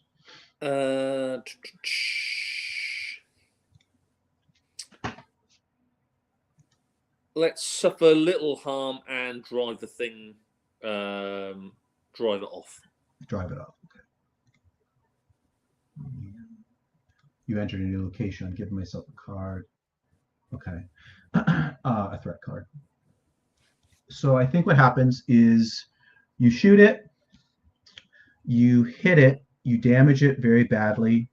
It scuttles away into a convenient nearby vent, and at least you hear it scuttling around. It's like moving around up in the vents above you. You did not choose. You avoid collateral damage. Acid blood sprays from this thing onto this creature that was holding the egg. It lets out this shriek of pain, but also of rage. And that's going to cause all those other 3 that were sort of like in the room, kind of ignoring you, to all, snap to attention and look at the rest, at everybody. And they let out shrieks of rage. And they, have these long claws that come out. They're ready, they're going to attack you also. Run! Yeah, I think everybody else is already kind of into the run mode. Do you think you join them in this, Celestine, or are you going to try to fight it out? Yeah, let's fight it out. Okay. You're going to stand and take on these abominations, is what they are. I want to manipulate Celestine into leaving this room. Okay. Go ahead and let's hear what it sounds like. Damn it, Celestine. Get the fuck out of the room. You're in the field of fire. Whose field of fire? You can have a conversation or respond to manipulate. Yeah, these things are stalking towards you as this happens. We see Amos is sort of at the edge of the door out of here. Apparently, one of the synthetics is sort of gesturing for you to go down this hallway that you're all moving towards. Yeah, what are the synthetics doing? The other one, so the one synthetic is sort of like gesturing for everybody to move along, and the other one is moving to sort of like puts its arms out to sort of like try to create a barrier between the humans and these things. Oh, excellent. That's handy. Yeah. So what do you think? So let's do that. Yeah, let's do manipulate. Yeah, let's do that. So this is a safety move, manipulate. Safety move, though it's not really a safety situation. So I think what we'll turn it into is a face adversity. Let me make sure that would fit here. Trigger this move, but nothing else seems to fit. On a hit, you succeed. On an edge, you succeed, but the GM chooses a cost. I think what we'll do is putting this pressure on. If you succeed, Amos, we will give Celestine a choice to either comply with what you're pushing her to do, or take a stress. Does that sound fair? Isn't that manipulate? It is, but manipulate is Lisa's. Let's do it that way. I only hesitate because it's listed as a safety move, and this is obviously not a safety move. But it would fit. To keep Celestine safe. Yeah, it's true. Okay, trigger this move when you use charm, authority, negotiation, or logic. Try to get someone to do something they want to do. I think effectively it's going to be the same thing. So you get 1 card for nothing. Do you have any expertise that would help manipulate? Well, I think I am technically senior officer in charge. That would be a significant advantage. So I'll give you that. But for expertise, corporate rep, athletic, concealment, ruthless. I think my ruthlessness. If I say you're in a line of fire, somebody could well shoot through her. Sure. So yeah, we'll give that to you. Do you have the right tool for the job? Is there anything equipment-wise they're using? No. We said you get significant advantage because you are in charge, so you're up to 3. Do you want to push yourself, get a 4th card? Yes, I will add a point of stress and roll 4 cards. 4 cards. Okay. That's a 1, 2, ouch, 3, triumph. Perfect. And edge. So triumph. On a hit, they must go along with what you're asking or choose to gain stress. Right. So that's back to you, Celestine. You want to comply and make a run for it? Yeah, let's do a runner. Okay, so everybody's going to run for it. Let's go to that movement. We just have the one person who's most at peril make this draw for the run. Narrate the first half of a hectic chase and draw. I think, given our fictional positioning, I think Celestine is probably most in peril here. Does that sound fair? So let me recall shuffle.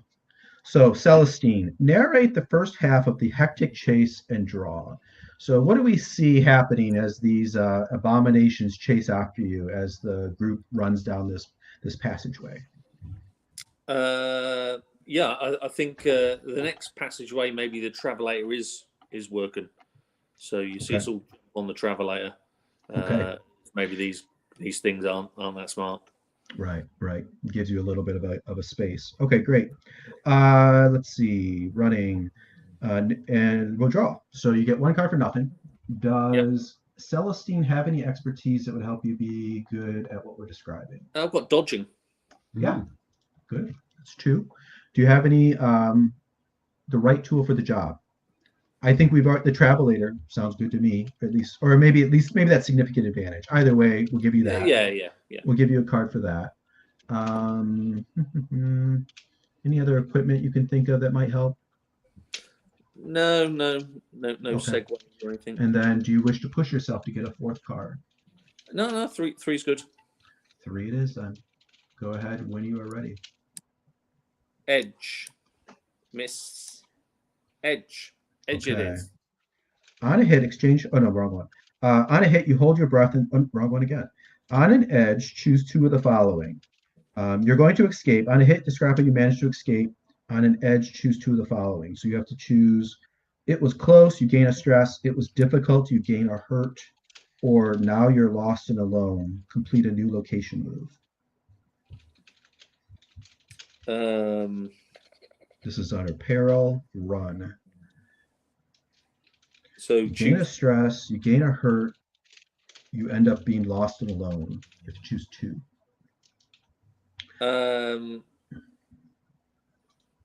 Let's gain a hurt, and I'll get lost. You get lost. Okay. So describe how you escape but get separated from the others.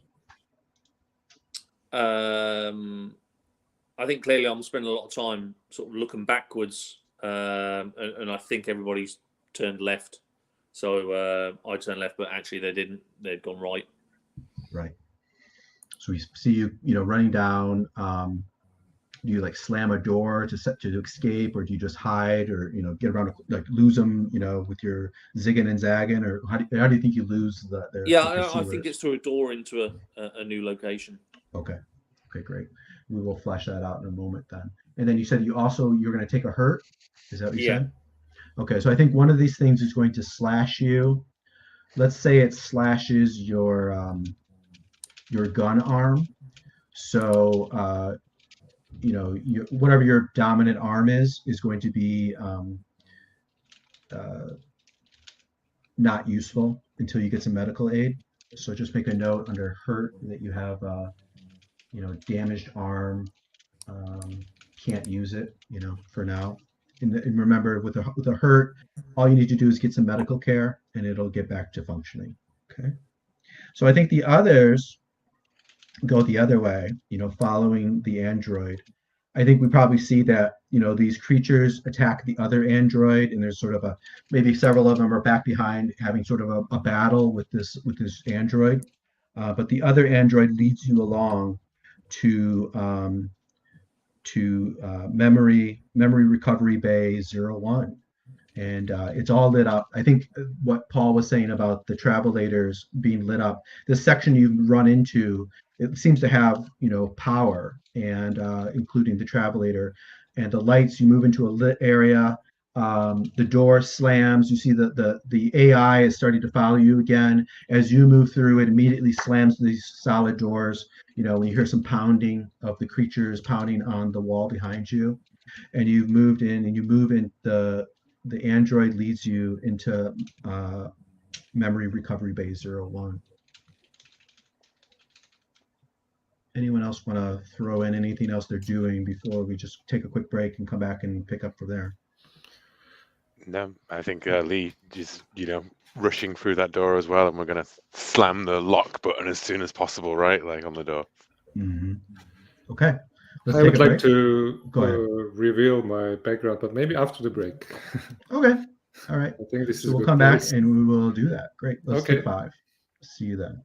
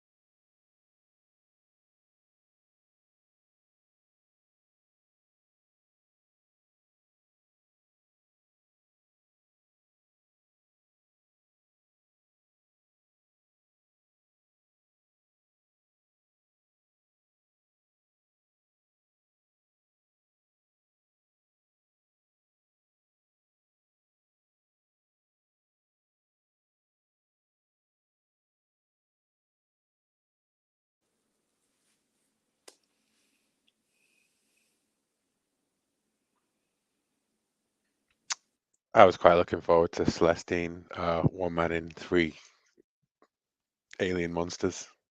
Yeah. Action, yeah. Exactly. Yeah. I know You can't run away forever. No. I am probably gonna try and split the party at an imminent location, because it's always more fun in horror movies, isn't it, when you have 2 people in different locations. I've achieved your aim. Did Celestine pull out a gun then? Yes. Yeah, and it injured the facehugger, right? Like, Yep. yeah, cool. Just for my notes. Leaked acid. Yeah, there was acid splash. Celestine is basically a female version of Tritinule from Diamond Dogs. Oh, yeah. Mm. I haven't read that in a while, but I have reread it a few times because it is a cracking good short story, isn't it? The whole It is, concept yeah, and everything. yeah. And plus, it's a David Bowie lyric song, so you know. Indeed, it is. Because you only sort of, it reveals right at the end that they've been diamond dogged. Yeah.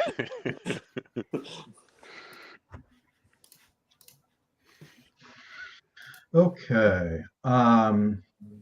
Couple mechanical things, first of all. So we're now moving to Act 2. So things are going to go, the pacing is going to pick up. Hopefully, I get 2 threat cards, which I give into myself. And whenever I get a threat card, I'll get 2. So those are going to start piling up nicely. When we go to moves where I go through and I give you guys an opportunity to flesh it out, I'll do it a little bit less just to kind of keep the pace up. So, but if there's a point where you're like, I really want to have this thing in this scene, feel free to jump in and be like, hey, Jason, can we put this in there? And I will be happy to say yes. In addition, as I said, Lee, I took advantage of me being able to hit you with a threat. So that power has recharged. If you want to tell some jokes and reduce stress, you're free to do so and get yourself back on the kill list. I think that's it. Any other questions before we pick up? Okay. No? So I know. Go ahead. I just want to say when we get into the med bay, Lee is babbling, like, what the fuck? What's that? What was that in its hands? What was that? Amos, what was that? Is that what you told me about? What's going on? What's going on?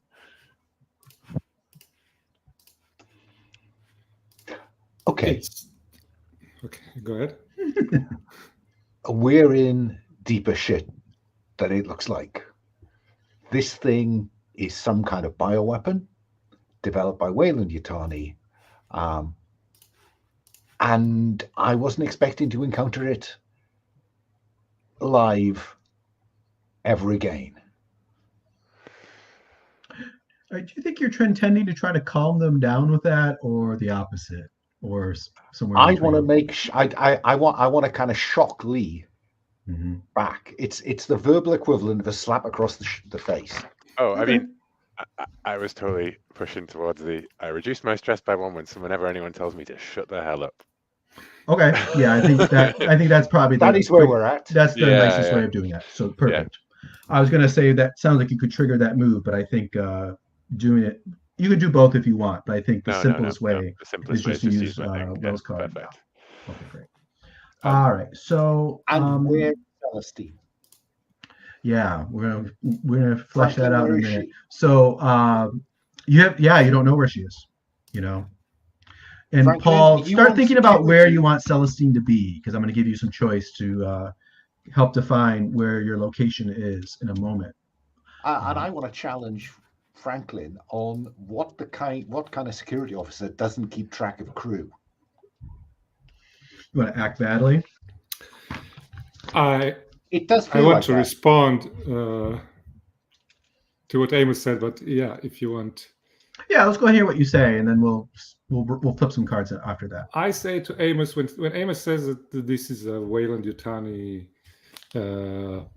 ploy or whatever, I just say, no, Amos, it's much more than that. It's the prophecy. It's coming true. And I drop to my knees and I start to pray, with which I reveal my background, which is prophet. Go ahead and read that out. It says, plus charm, reveal this card when you describe how your church was oppressed by the authorities leading to your exile. So I start a prayer, a mantra, which goes, in a way, like it says, everything was one and will be one. And by that, I reveal that I'm a member of the Church of Singularity, which tries to reject everything that the humanity was doing in terms of expanding through the galaxy. And because of that, my church was oppressed, and it was banned from Earth and from most of the other colonies. Okay. And they're not necessarily linked up into the whole xenomorph, though, right? It's sort of no, separate from not that, necessarily. right? Nor do they have to be linked up with this rumor about this station. Right. But this is what I'm here to find out, and this is what I tell everyone. So, okay, you know that and it also says which is the primary tenet of your faith, and I would say simplicity in all things. Yeah, this is what I choose. Okay, and then you have a couple power. You get a power. You can reduce your stress by 1 when you hint at the unseemly practices of your church. If another PC agrees to be your disciple, you draw an extra card when you help or hinder them. So put some stuff out there. Okay, so let's pause there for a moment. Let me describe where you guys have shown up, and we will get you engaged with this new location, and then we will flip over to Celestine and see where she's ended up. So you've ended up, as I said, in Memory Recovery Bay 01. It is well lit, white and orange, and it's clean, orderly, as you'd imagine for like a med slash sci bay. It's wide open. There's a lot. It's a very large space.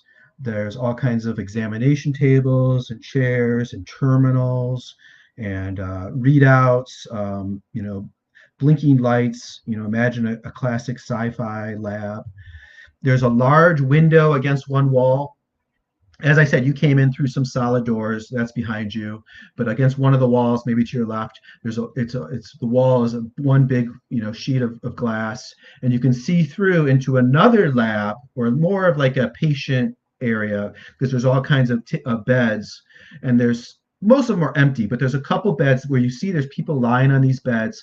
They've got this whole apparatus on their head that's blinking, and there's a terminal next to them. Something's going on. And there's yet another room that's beyond that. And you see the door to that. We can't really see into it, but you see the door open. And there's a working Joe that's all in like medical garb that pushes one of these beds into this third room that, like I said, you can't really see. But he pushes one of these beds in there. And through that door out comes a guy all in sort of a lab coat or surgery lab, sterile clothing, a person who looks like this. And he comes out and he sort of takes off like sort of the outer, surgery sterile garbs. And he walks out, through, like I said, he came from that third room into the second room, walks directly, takes off some of this stuff, takes off some gloves and, latex gloves, comes through the door into where you're at. And he says, "Oh, thank God. I'm so glad you made it. Did you have any problems?" Yes, we had some fucking problems. Someone blew up our fucking ship, and there are fucking monsters in here. What the hell happened to Miller? We had some nothing sort of but mystic problems. thing. What was that, Roy?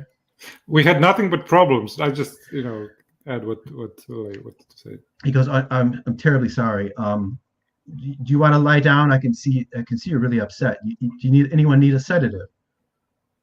I'll fucking sedate you in a second, pal, unless you start talking. What's going on? Okay.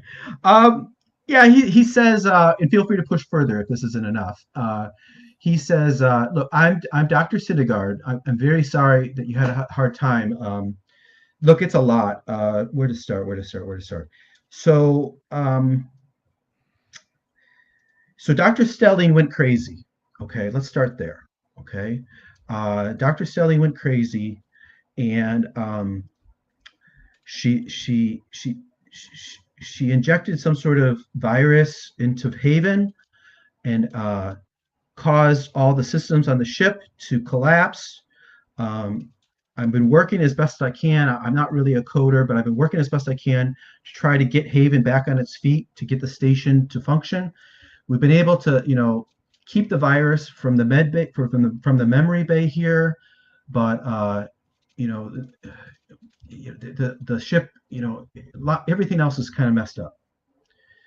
And somehow there's some sort of virus that's caused the staff, the people here to change into some sort of monstrosities. Did you see any of them on the way here?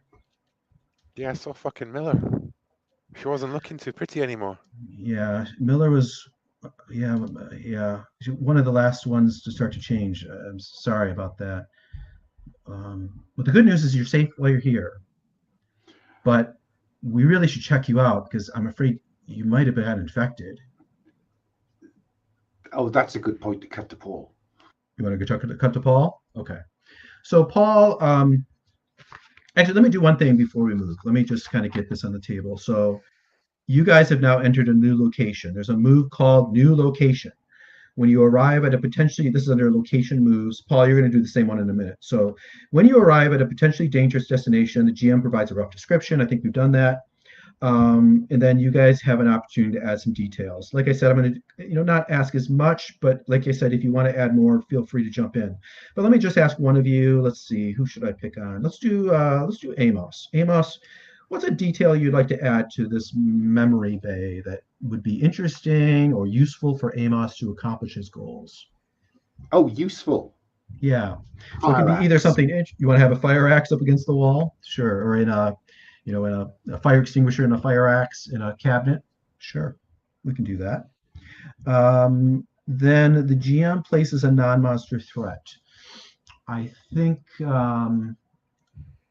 we will say that, let me go back to our tabletop, remind myself of our non-monster threats.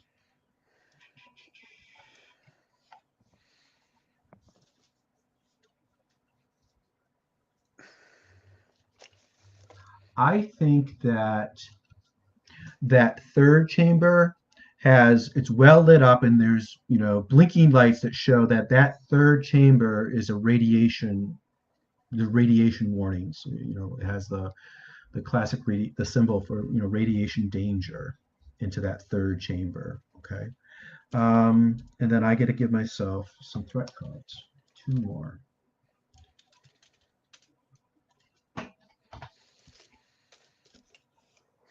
Okay, and then the camera switches to Celestine. You've moved through, through some doors. You've slammed a door shut. And where do we find you? What kind of place do you want to be in? Let's go for a science lab. Science lab. Sounds good.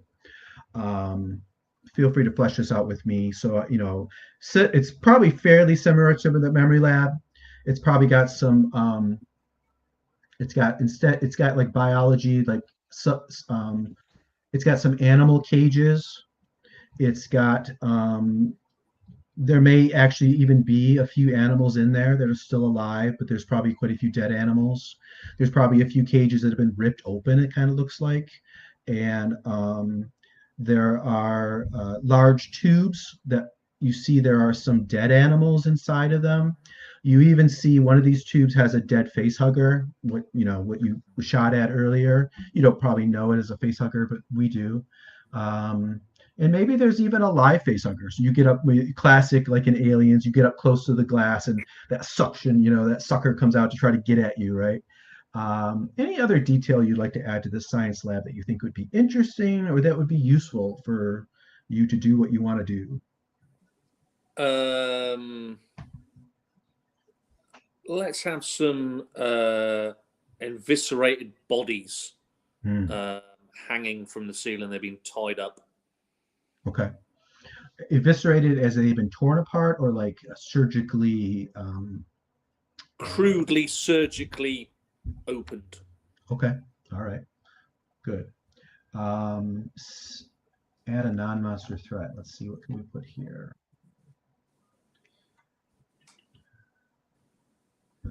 I think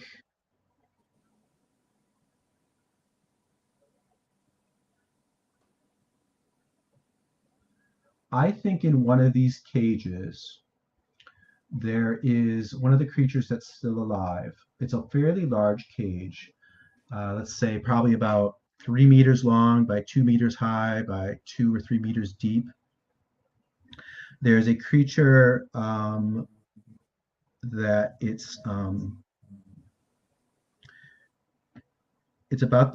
the size of a pig, and it's a worm, and it's covered in golden colored cilia that is for flowing. Seems to use it for sensory and also for locomotion.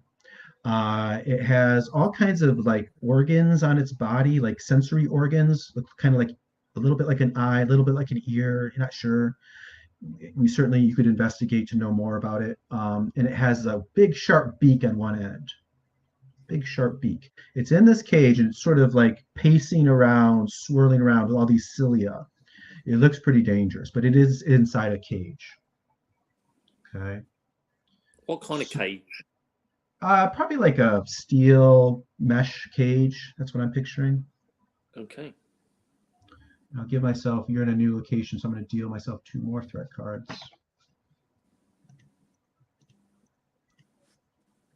What do we see Celestine do?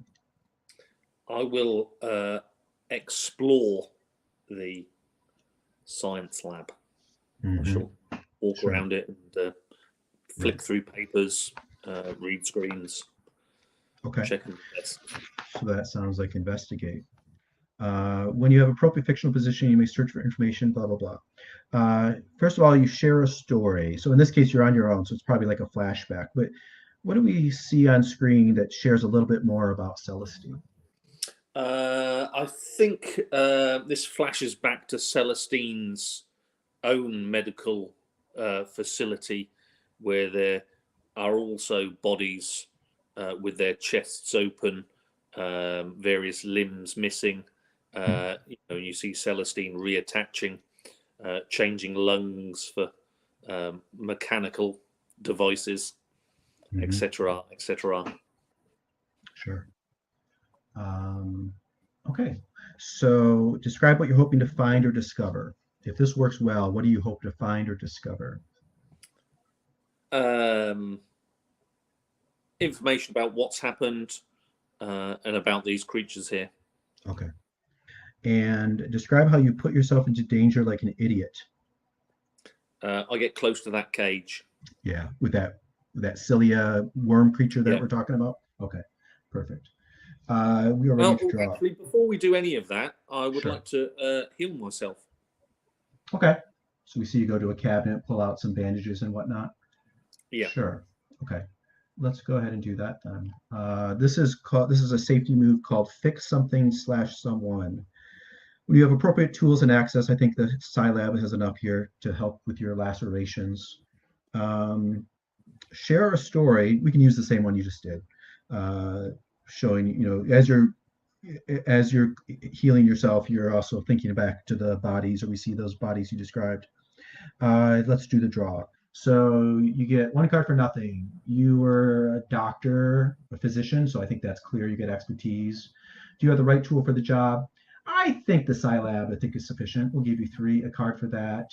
Do you have anything that gives you significant advantage? I don't think so, really. No, we've got skill and we've got equipment. You can't get much more. No, I can't think of one. Do you want to take a stress to get a 4th card? No, three's fine. Okay. So when you are ready, draw 3 cards. We have a miss. We have a miss. And we have a triumph. Okay. I think on triumph, you just do it. In fact, you get a bonus. So you get to choose one of these. It takes half as long as you expected. You feel better than ever. You can carry forward one use of significant advantage, or doing good work feels good. You remove a stress. Let's go with the significant advantage. Okay. So you have a +1 significant advantage forward. All right, and let's go ahead and just roll. You want to keep go back to investigating Yeah. after, and so what you can do too on your character sheet where you've got your harm, you can either just, it looks like you just got rid of it. That's fine. Okay, so we'll just use the same story as before. You describe what you wanted to hope to find. We know how you're making yourself look like an idiot or put yourself in danger. You've got one card for nothing. Do you have an expertise that would help you investigate this I've got science lab? exploring. Yeah, perfect. Do you have the right tool for the job? Is there anything that you have that would help you out here? So I'd say what the right tool is for looking around the place. No, probably not. Do you have significant advantage? Yeah, I'm going to use the free one I've Use got. the one you just got? Sure. Yeah. Okay, so up to 3. Do you want to push yourself to get a 4th? 3's fine. 3 it is. Let me recall and shuffle. Go ahead and draw when you are ready.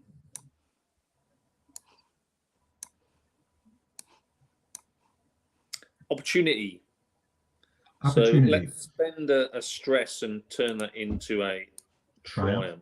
Perfect. All right. Let's see. On a hit, in addition to finding what you're looking for, you find out something that moves the plot forward. On a triumph, you find something especially useful. Person is friendly and helpful. The object you find is an advanced or good supply, or the information is detailed, allowing for a follow-up question. Let me tell you what you find, and then you can decide what of those choices you want, okay? So I think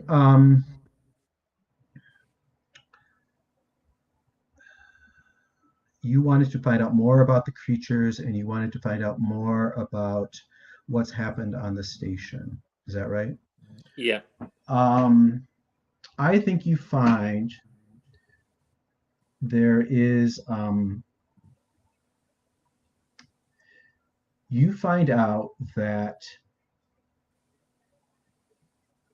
the Haven project has moved into stage 3. And it's listed that the goal of stage 3 is to use animal subjects to explore possibility of transferring consciousness from memory damaged subjects into synthetic bodies. Okay.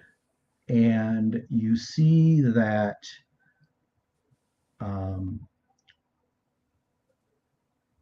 subjects delivered by Weyland Yutani have been moved from secure storage to this lab, where they've made initial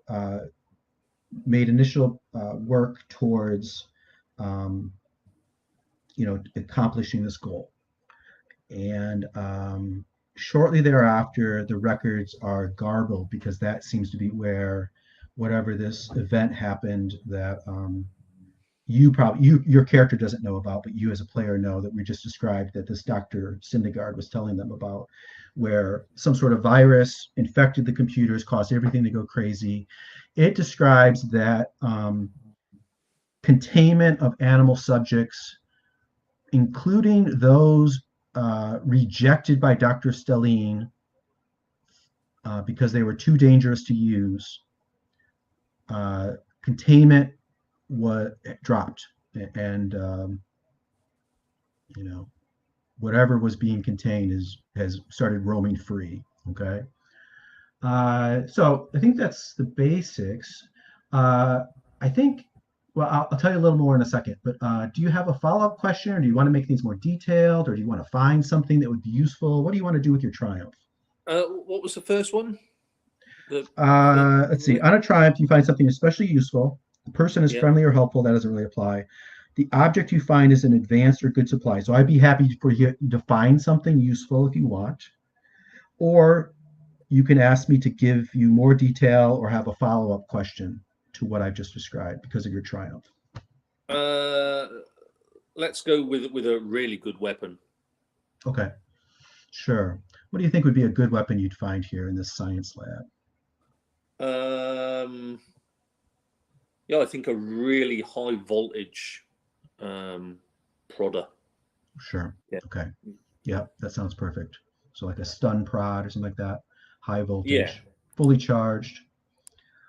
I think you find that under a vent, and there's a pool of blood, and it's lying there. You know, the vent has been smashed open from above. It's sort of like a roof vent. And you look up, and I'm going to trigger some cards.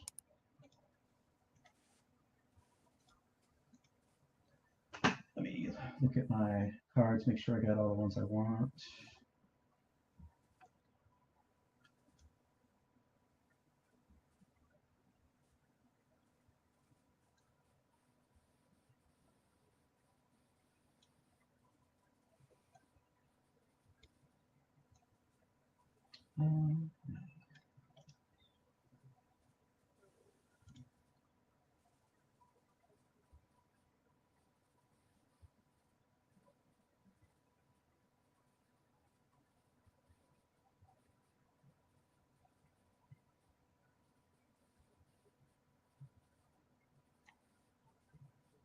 Okay. I'm going to play this card. Something breaks. So what happens is, as you're looking up in this vent, you picked up this prod. The worm creature, it starts to thrash all around its cage all of a sudden, and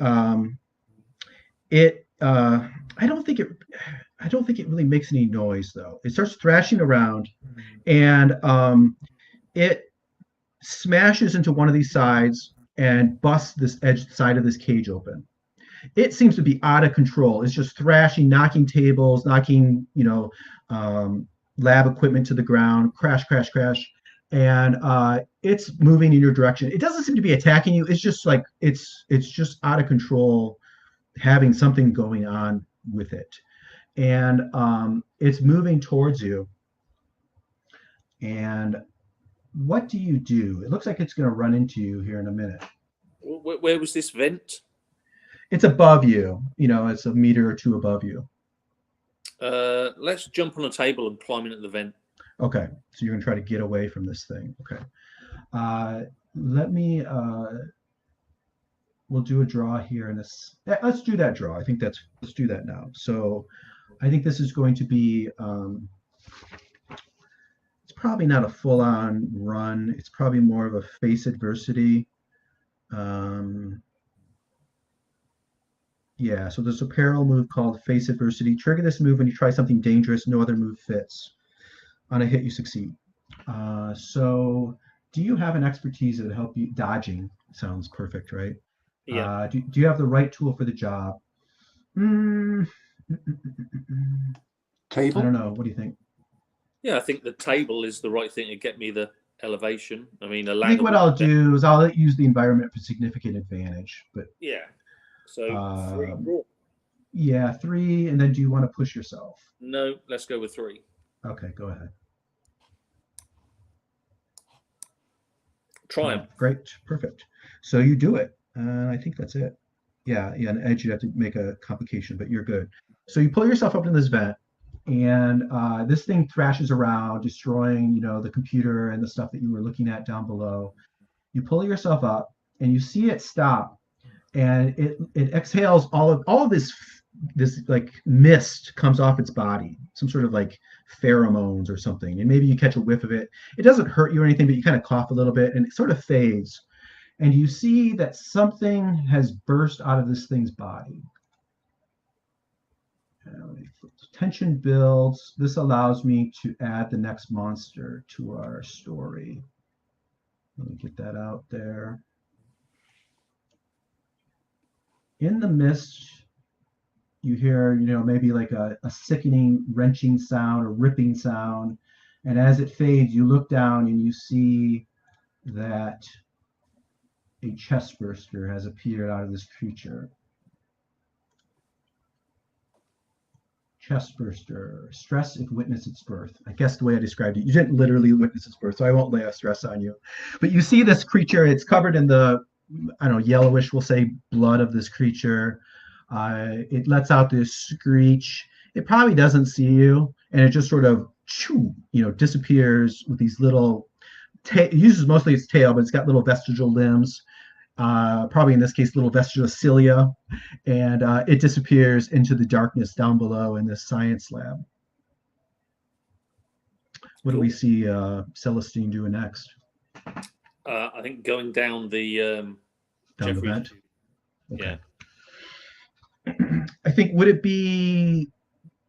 you be open to this leading you back to where the others are? Yeah, sure. You want to get back with them, or would you rather stick on your own? No, I'll leave it to you. Let's go back to them and flick to them. All right, we'll have you jump in to their scene here when we at a good moment. Let me recall and shuffle before we get. Okay, so let's move back. The camera moves back to the memory lab. This guy Syndergaard has said, like, do you guys want a sedative? Can I do anything to help you relax? He's kind of described what's going on. Does anybody want to push him further or make it? What do you want to do? Let me ask Roy. Roy has gotten down to his knees. Started to say some religious mumbo jumbo. Actually, you did that last. I want to see what Lee has to say. Lee, what's your reaction to everything that's happened here? I interrogated him pretty thoroughly. I think I told him, I was screaming. So, like, by all means, I think other player can take the lead here. Okay. Anybody else then wants to jump in? Go ahead. Yeah. Well, I am going to. I was in the process of berating Roy for having lost a member of the crew. What kind of security is he? But I think dropping to his knees and starting to pray may have slightly put me off my my trend there. Right. And instead, I'm going to threaten Professor Dr. Syndergaard with the fire axe and tell us everything. Okay. Virus, computer virus, biological virus.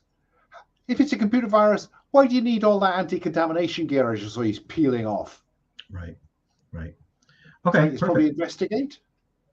I think it's probably manipulate. Okay. Yeah. I think it's probably manipulate. Trigger this move when you use charm, authority, negotiation, or logic to try to get someone to do something they don't want to do. Yeah. So, do you have an expertise that makes you good at this? I think I look like I might actually take the axe to him. I am ruthless. Ruthless. Perfect. Do you have the right tool for the job? I think a fire axe is a fire axe counts. I think there's leverage. Yep. Do you have significant advantage? I think. I mean, I'm a wiry, athletic individual, and from the picture, he looks like a podgy, balding scientist. There's also 5 of us in here, right? If we got the NPCs with us as well. Yeah. Okay. So I will counter that by saying there are also several working Joe androids around. Yeah, I didn't want to be the one to bring it up. Yeah. So I'm going to cancel that all out. So I'm going to say no. Do you want to push yourself, take a stress to get a fourth card? Not at this point. Okay. So go ahead and draw 3 cards when you're ready. See how your manipulate goes. And opportunity. Okay. Now, I can't remember what happens when you get both of those. It's an interesting choice. Go ahead. I think you get 1 more, though, right? You get 3. Unless I don't see it somewhere. Where's the third one come from? Oh, the fire axe. Yes. Yeah. 2 edges and an opportunity. Okay. So an edge is a partial hit. You're going to hit a hit with a complication. An opportunity is a miss unless you take a stress to turn it into a triumph, which is a full hit.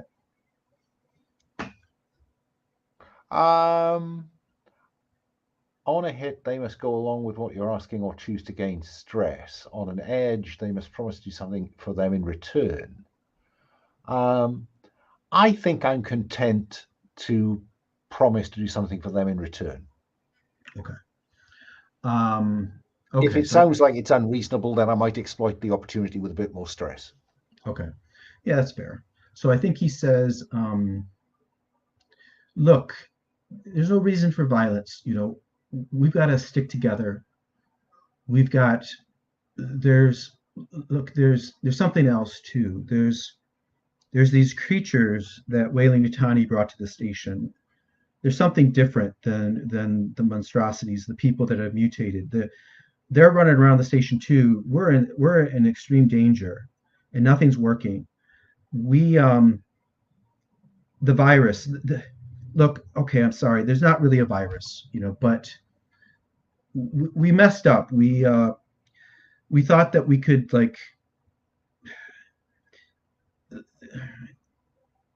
we thought we could transcend. We thought we could become something more than human, and we all agreed to download, the consciousness.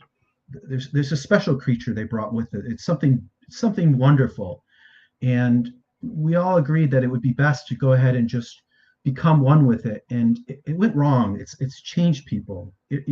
I didn't do it myself. I was the last one. I was the last one to make sure everybody else got the process, but it didn't go right, and everybody changed. And he sits down and he kind of puts his head in his hands, and he goes, "Look, the only way to stop it, you have to get to Stelline. She's got some other computer that's messing everything up. You've got to shut down her computer, shut down her AI. You might have to kill her." Where is she? She's got her own. She's got the top of the station. She's got a garden, and there's a spire that leads up to her penthouse at the top of the station. But she's got it all shut down. The area between here and there, it's not going to be easy. I just, in terms of just out of game for a moment, I just need to make sure I know what he's talking about. Mm-hmm. When he talks about they brought something beautiful here, Mm-hmm. do we think he's talking about xenomorphs or some other creature? And when he talks about the monstrosities, is he talking about whatever has had an effect on the people? Right. Or is he talking about the xenomorph? It's just let me make it clear. I don't want to be mysterious. So out of character, he's basically saying that he and a bunch of the other people on the ship have a transhumanist religious thing going on. They believe that by downloading this perfect consciousness, they could transcend to something better. Just so happened that Weyland-Yutani brought some creatures to the station, and amongst them was a perfect consciousness. He doesn't get into more detail, but there was this perfect consciousness. They agreed to download this into their bodies, and it's changed them. Okay. In addition, that perfect consciousness was one of many creatures that was brought by Weyland-Yutani that have escaped and are extremely dangerous. Does that answer what you're thinking about? Any further questions by anyone? Because I don't want it to be mysterious. I want this to be clear. I just clarify that, generally speaking, when we talk about monstrosities, it's a specific term from the Alien RPG in terms of like the mutated human abominations, sort of abominations kind of thing. So, as a general rule of thumb, he means those quote unquote people. Miller was one of them. Those people that were chasing Celestine, they're humans that have been transformed somehow into something else. Okay. I will take a stress for having this entirely fucked up plan told about, and that those were the people in there, and that something was brought on, and all of this, because this is fucking doesn't fit in with Lee's worldview at all. Yeah, I think that's fair. I think everybody should probably take a stress hearing this story. Yeah, I think that's, unless you have some reason to believe for us to believe that shouldn't affect you. I think that's fair. Sorry, guys. I think that's fair. Okay, so he's told you this. Who hasn't arrived yet? Who hasn't arrived. I think he's explained this to you. Everyone's listened, to this monologue. What's next? Who jumps in here? I would like to jump in and say to Dr. Syndergaard. Yeah. Syndergaard. Yeah. Is every time you scientists try to do something like this, it turns into shit. This is why you don't realize that you can't transcend. You have to go the other way. You have to prepare yourself for what is coming. and you're never going to learn. So you will take us. Tell me more about Dr. Stelline. Why did she do what she did? He Out says of character. I'm just trying to figure out what was her role in this. right. So what we know. So yeah, he says that Dr. Stelline, she went nuts. She locked herself up in her garden, and you know, she did something. She activated this other AI of hers, and it screwed up all of the computers, all of the systems on the ship. We're lucky to be alive. And Haven, which is the AI, his AI, the systems, the ship's AI that he knows about. Haven's been trying to fix everything, but her AI is battling with Haven. Haven's trying to get everything back on its footing, but it's not making any progress. Like I said, Stelline's gone nuts. I don't know what happened, but she's at the heart of all of this. I know it. If we can get her AI offline, Haven can finally get this station back on its feet, and maybe we can get out of here. Fuck the station. We got to get out of here. Yeah. She has an escape ship. I think she has an escape ship or something up there, up in her penthouse. We should find her. And maybe as we're speaking, one of the working Joes, right, is just continuing on its orderly duties, like wheeling around the trolleys of people, right, with the equipment on the head. And I think like just the movement's Lee's gonna wait. What about those people? What have you done to them? He says, "Oh well, it's really for the best. It's really for the best. I'm helping them. Yeah." I'm gonna punch this guy. Okay. Yeah, fuck it. Definitely gonna punch this guy if he's gonna be all obtuse and mysterious about like I'm helping them with these people. Yeah. Okay. 100%. Perfect. So are you doing this to fight him? Like you want to knock him out? Are you doing it to manipulate him? Are you doing it to release stress? What do you think? I think it's probably the stress relief move, I guess. Okay. Right? You just like lost it and you're like just gonna punch him. Okay. Great. Yeah. Is that the overwhelmed move? That would be the overwhelmed move. Yeah. Yeah. I can also trigger this move even if my move is not yet full. Yeah. It wasn't originally what I'd planned for, but I think that response is definitely like "fuck you," basically. Sure. So. All right. So I think sounds like you're losing it. Describe how you lose your self-control or overwhelmed by emotion. Use expertise that would help you pull yourself back together after your emotional outburst. So do you have any expertise that would help you pull it back together after you lay into this guy?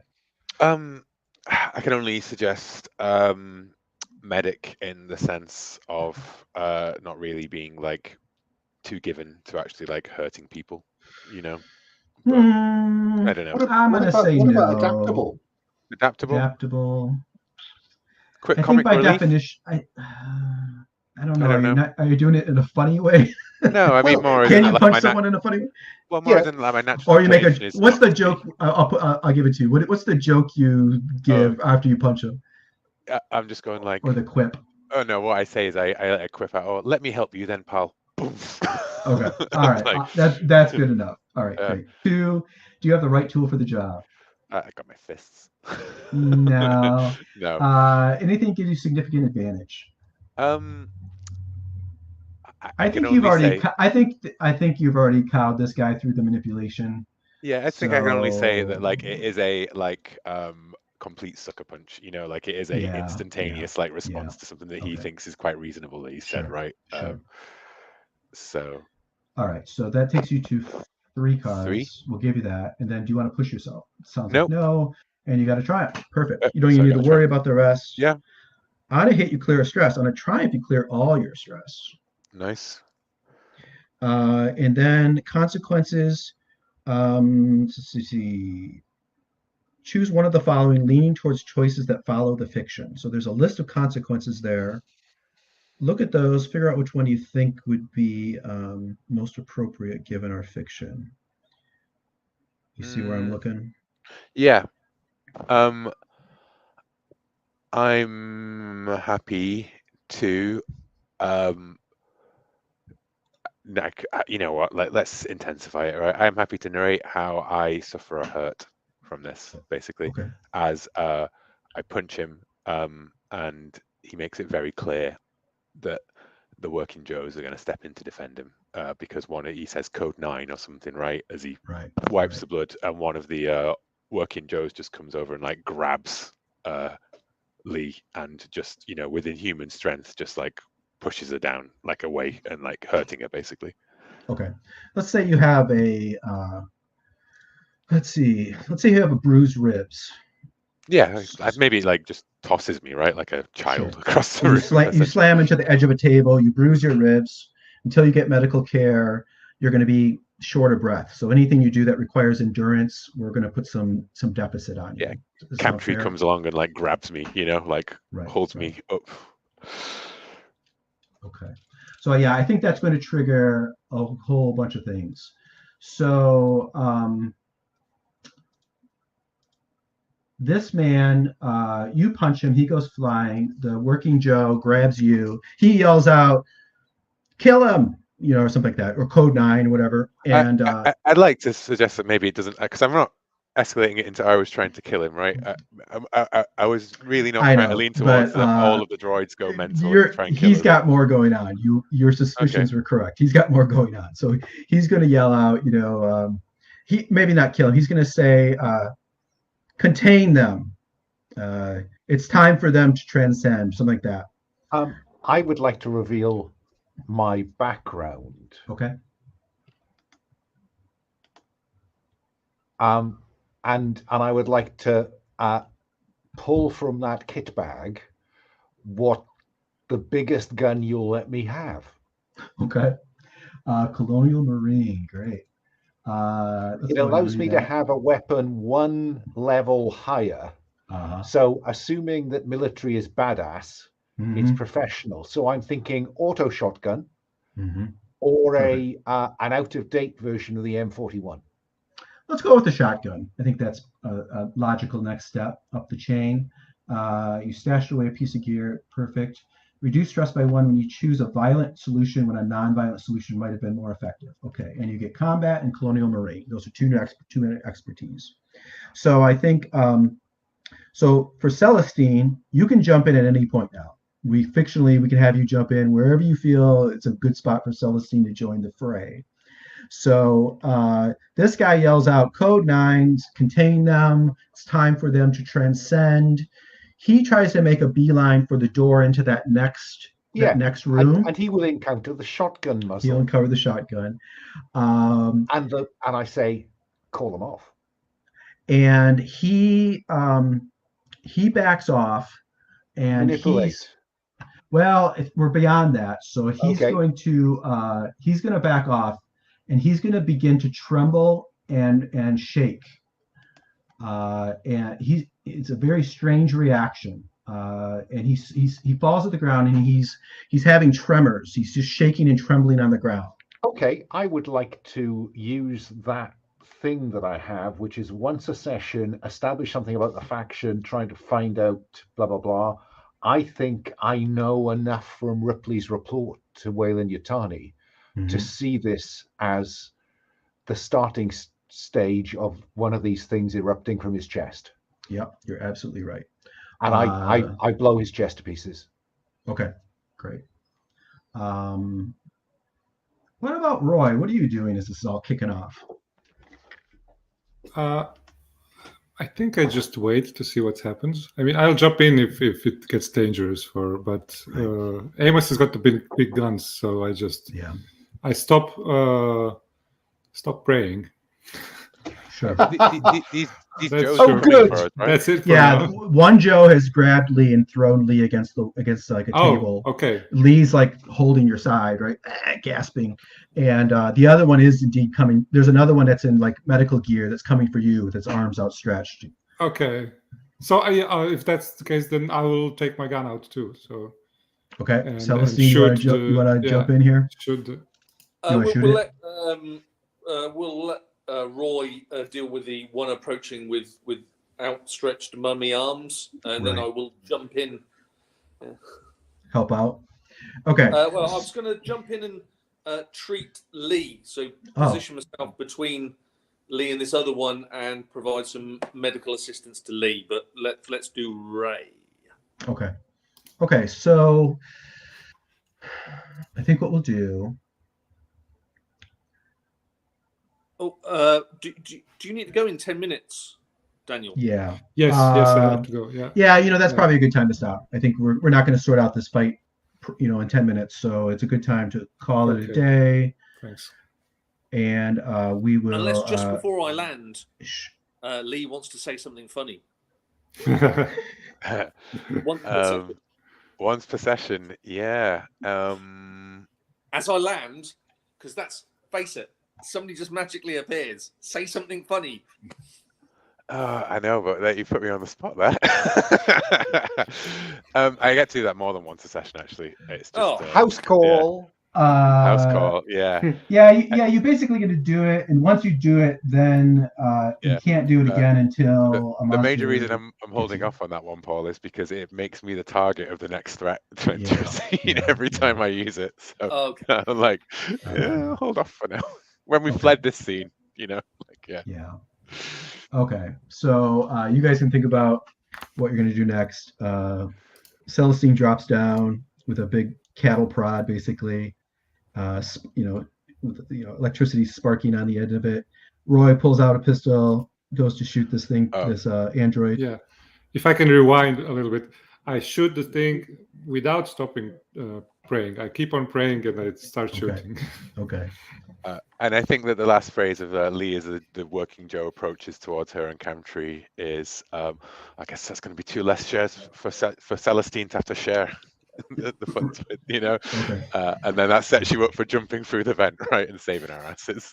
Do you want to call that your joke, or do you want to still save that? No, I don't think it's a joke, because I don't want to have the mechanical effects of it. But I should try and do more comic reliefy stuff outside of the mechanical jokes, right? It's good. You're playing your role. I just want to look at Roy, see if you continuing to pray does anything for you. Can't remember. No, it doesn't look like it. Okay, great. And then Amos pulls out a shotgun out of his satchel, and she tries to shoot the chest of Cinderguard. Okay, let's stop there for today. Let's very quickly do Stars and Wishes, and we'll get that done by noon, and then everybody can say goodbye. Paul, you're back. You are back next week, but the 4th session is the one you're missing. Is that right? The 23rd, I believe. Yeah. Let's start with Will today. Will, do you have any feedback for us? Wishes. I would like to.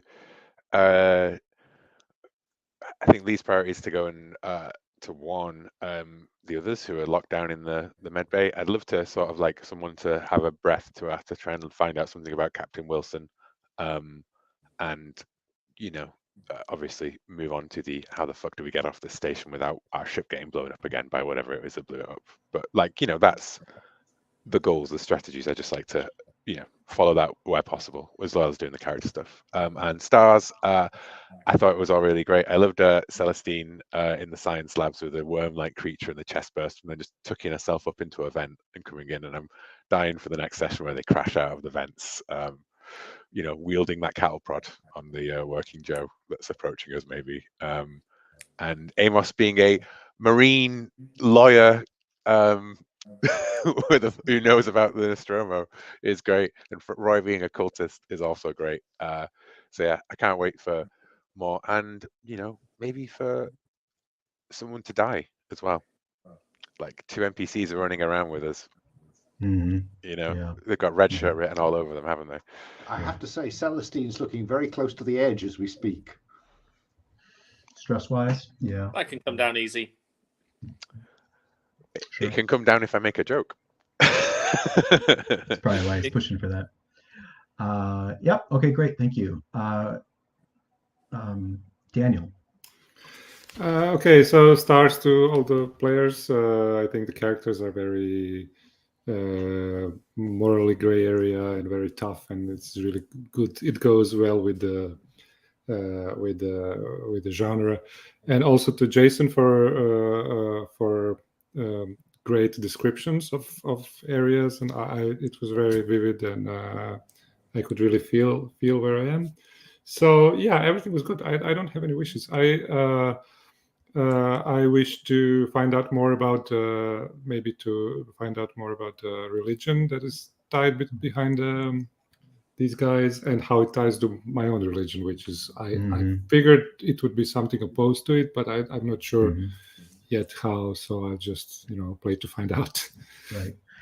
I think if I remember correctly, I don't know. Will might know better than I about the what's the name of your singularity?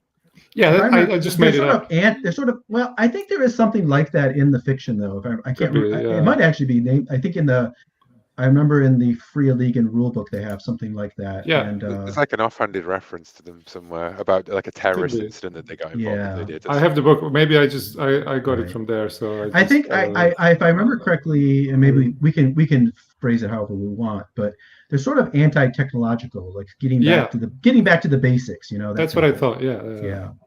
I think it might arise actually out of, there was a one of the early scripts for Alien 3 was going to have Alien 3 take place on this space station made out of wood that is manned by these anti-technological monks, that live on this medieval abbey in space.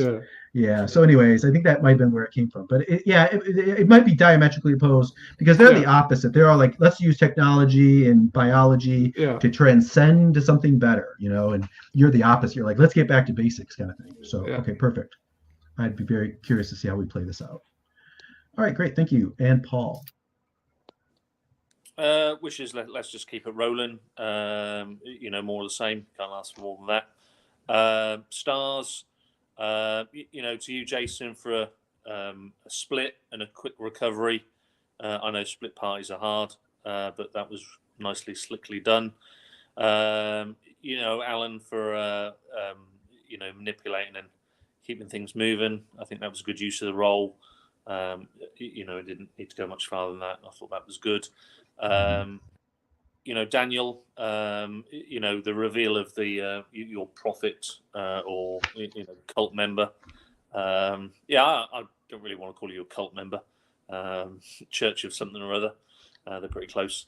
And Will, I know I put you on the spot for the comedy thing, but I think you have kept it nice and light-hearted, and I think that really shows your character quite well. Not too sure if it's your character's character or your character, but we're getting there, aren't we?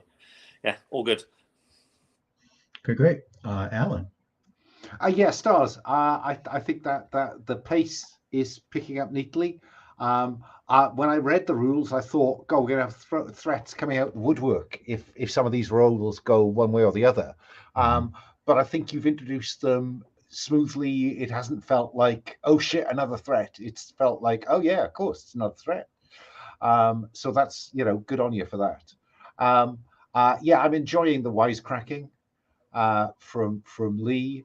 I was surprised that Roy turns out to be, I'm not afraid of the word cultist. In the Marines, we have a word for people like him, and it's cultist. Yeah, no offense taken. Even if he did pull the card at the point I was going to berate him and get some stress back. But, There's always next time. And well done, Paul, I think, for taking Celestine, taking the opportunity to split and discovering some weirdly interesting stuff. Yeah, that was a good move. So, it's I always admire the willingness to be on your own in games like this, because rarely goes well. Yeah. Okay, great. I don't have anything really else to add. I'm glad we covered some good ground. We've got some we've got some of the secrets out in the open, so we got help you to kind of open your eyes and develop the plot. So that's great. I enjoyed being able to do that.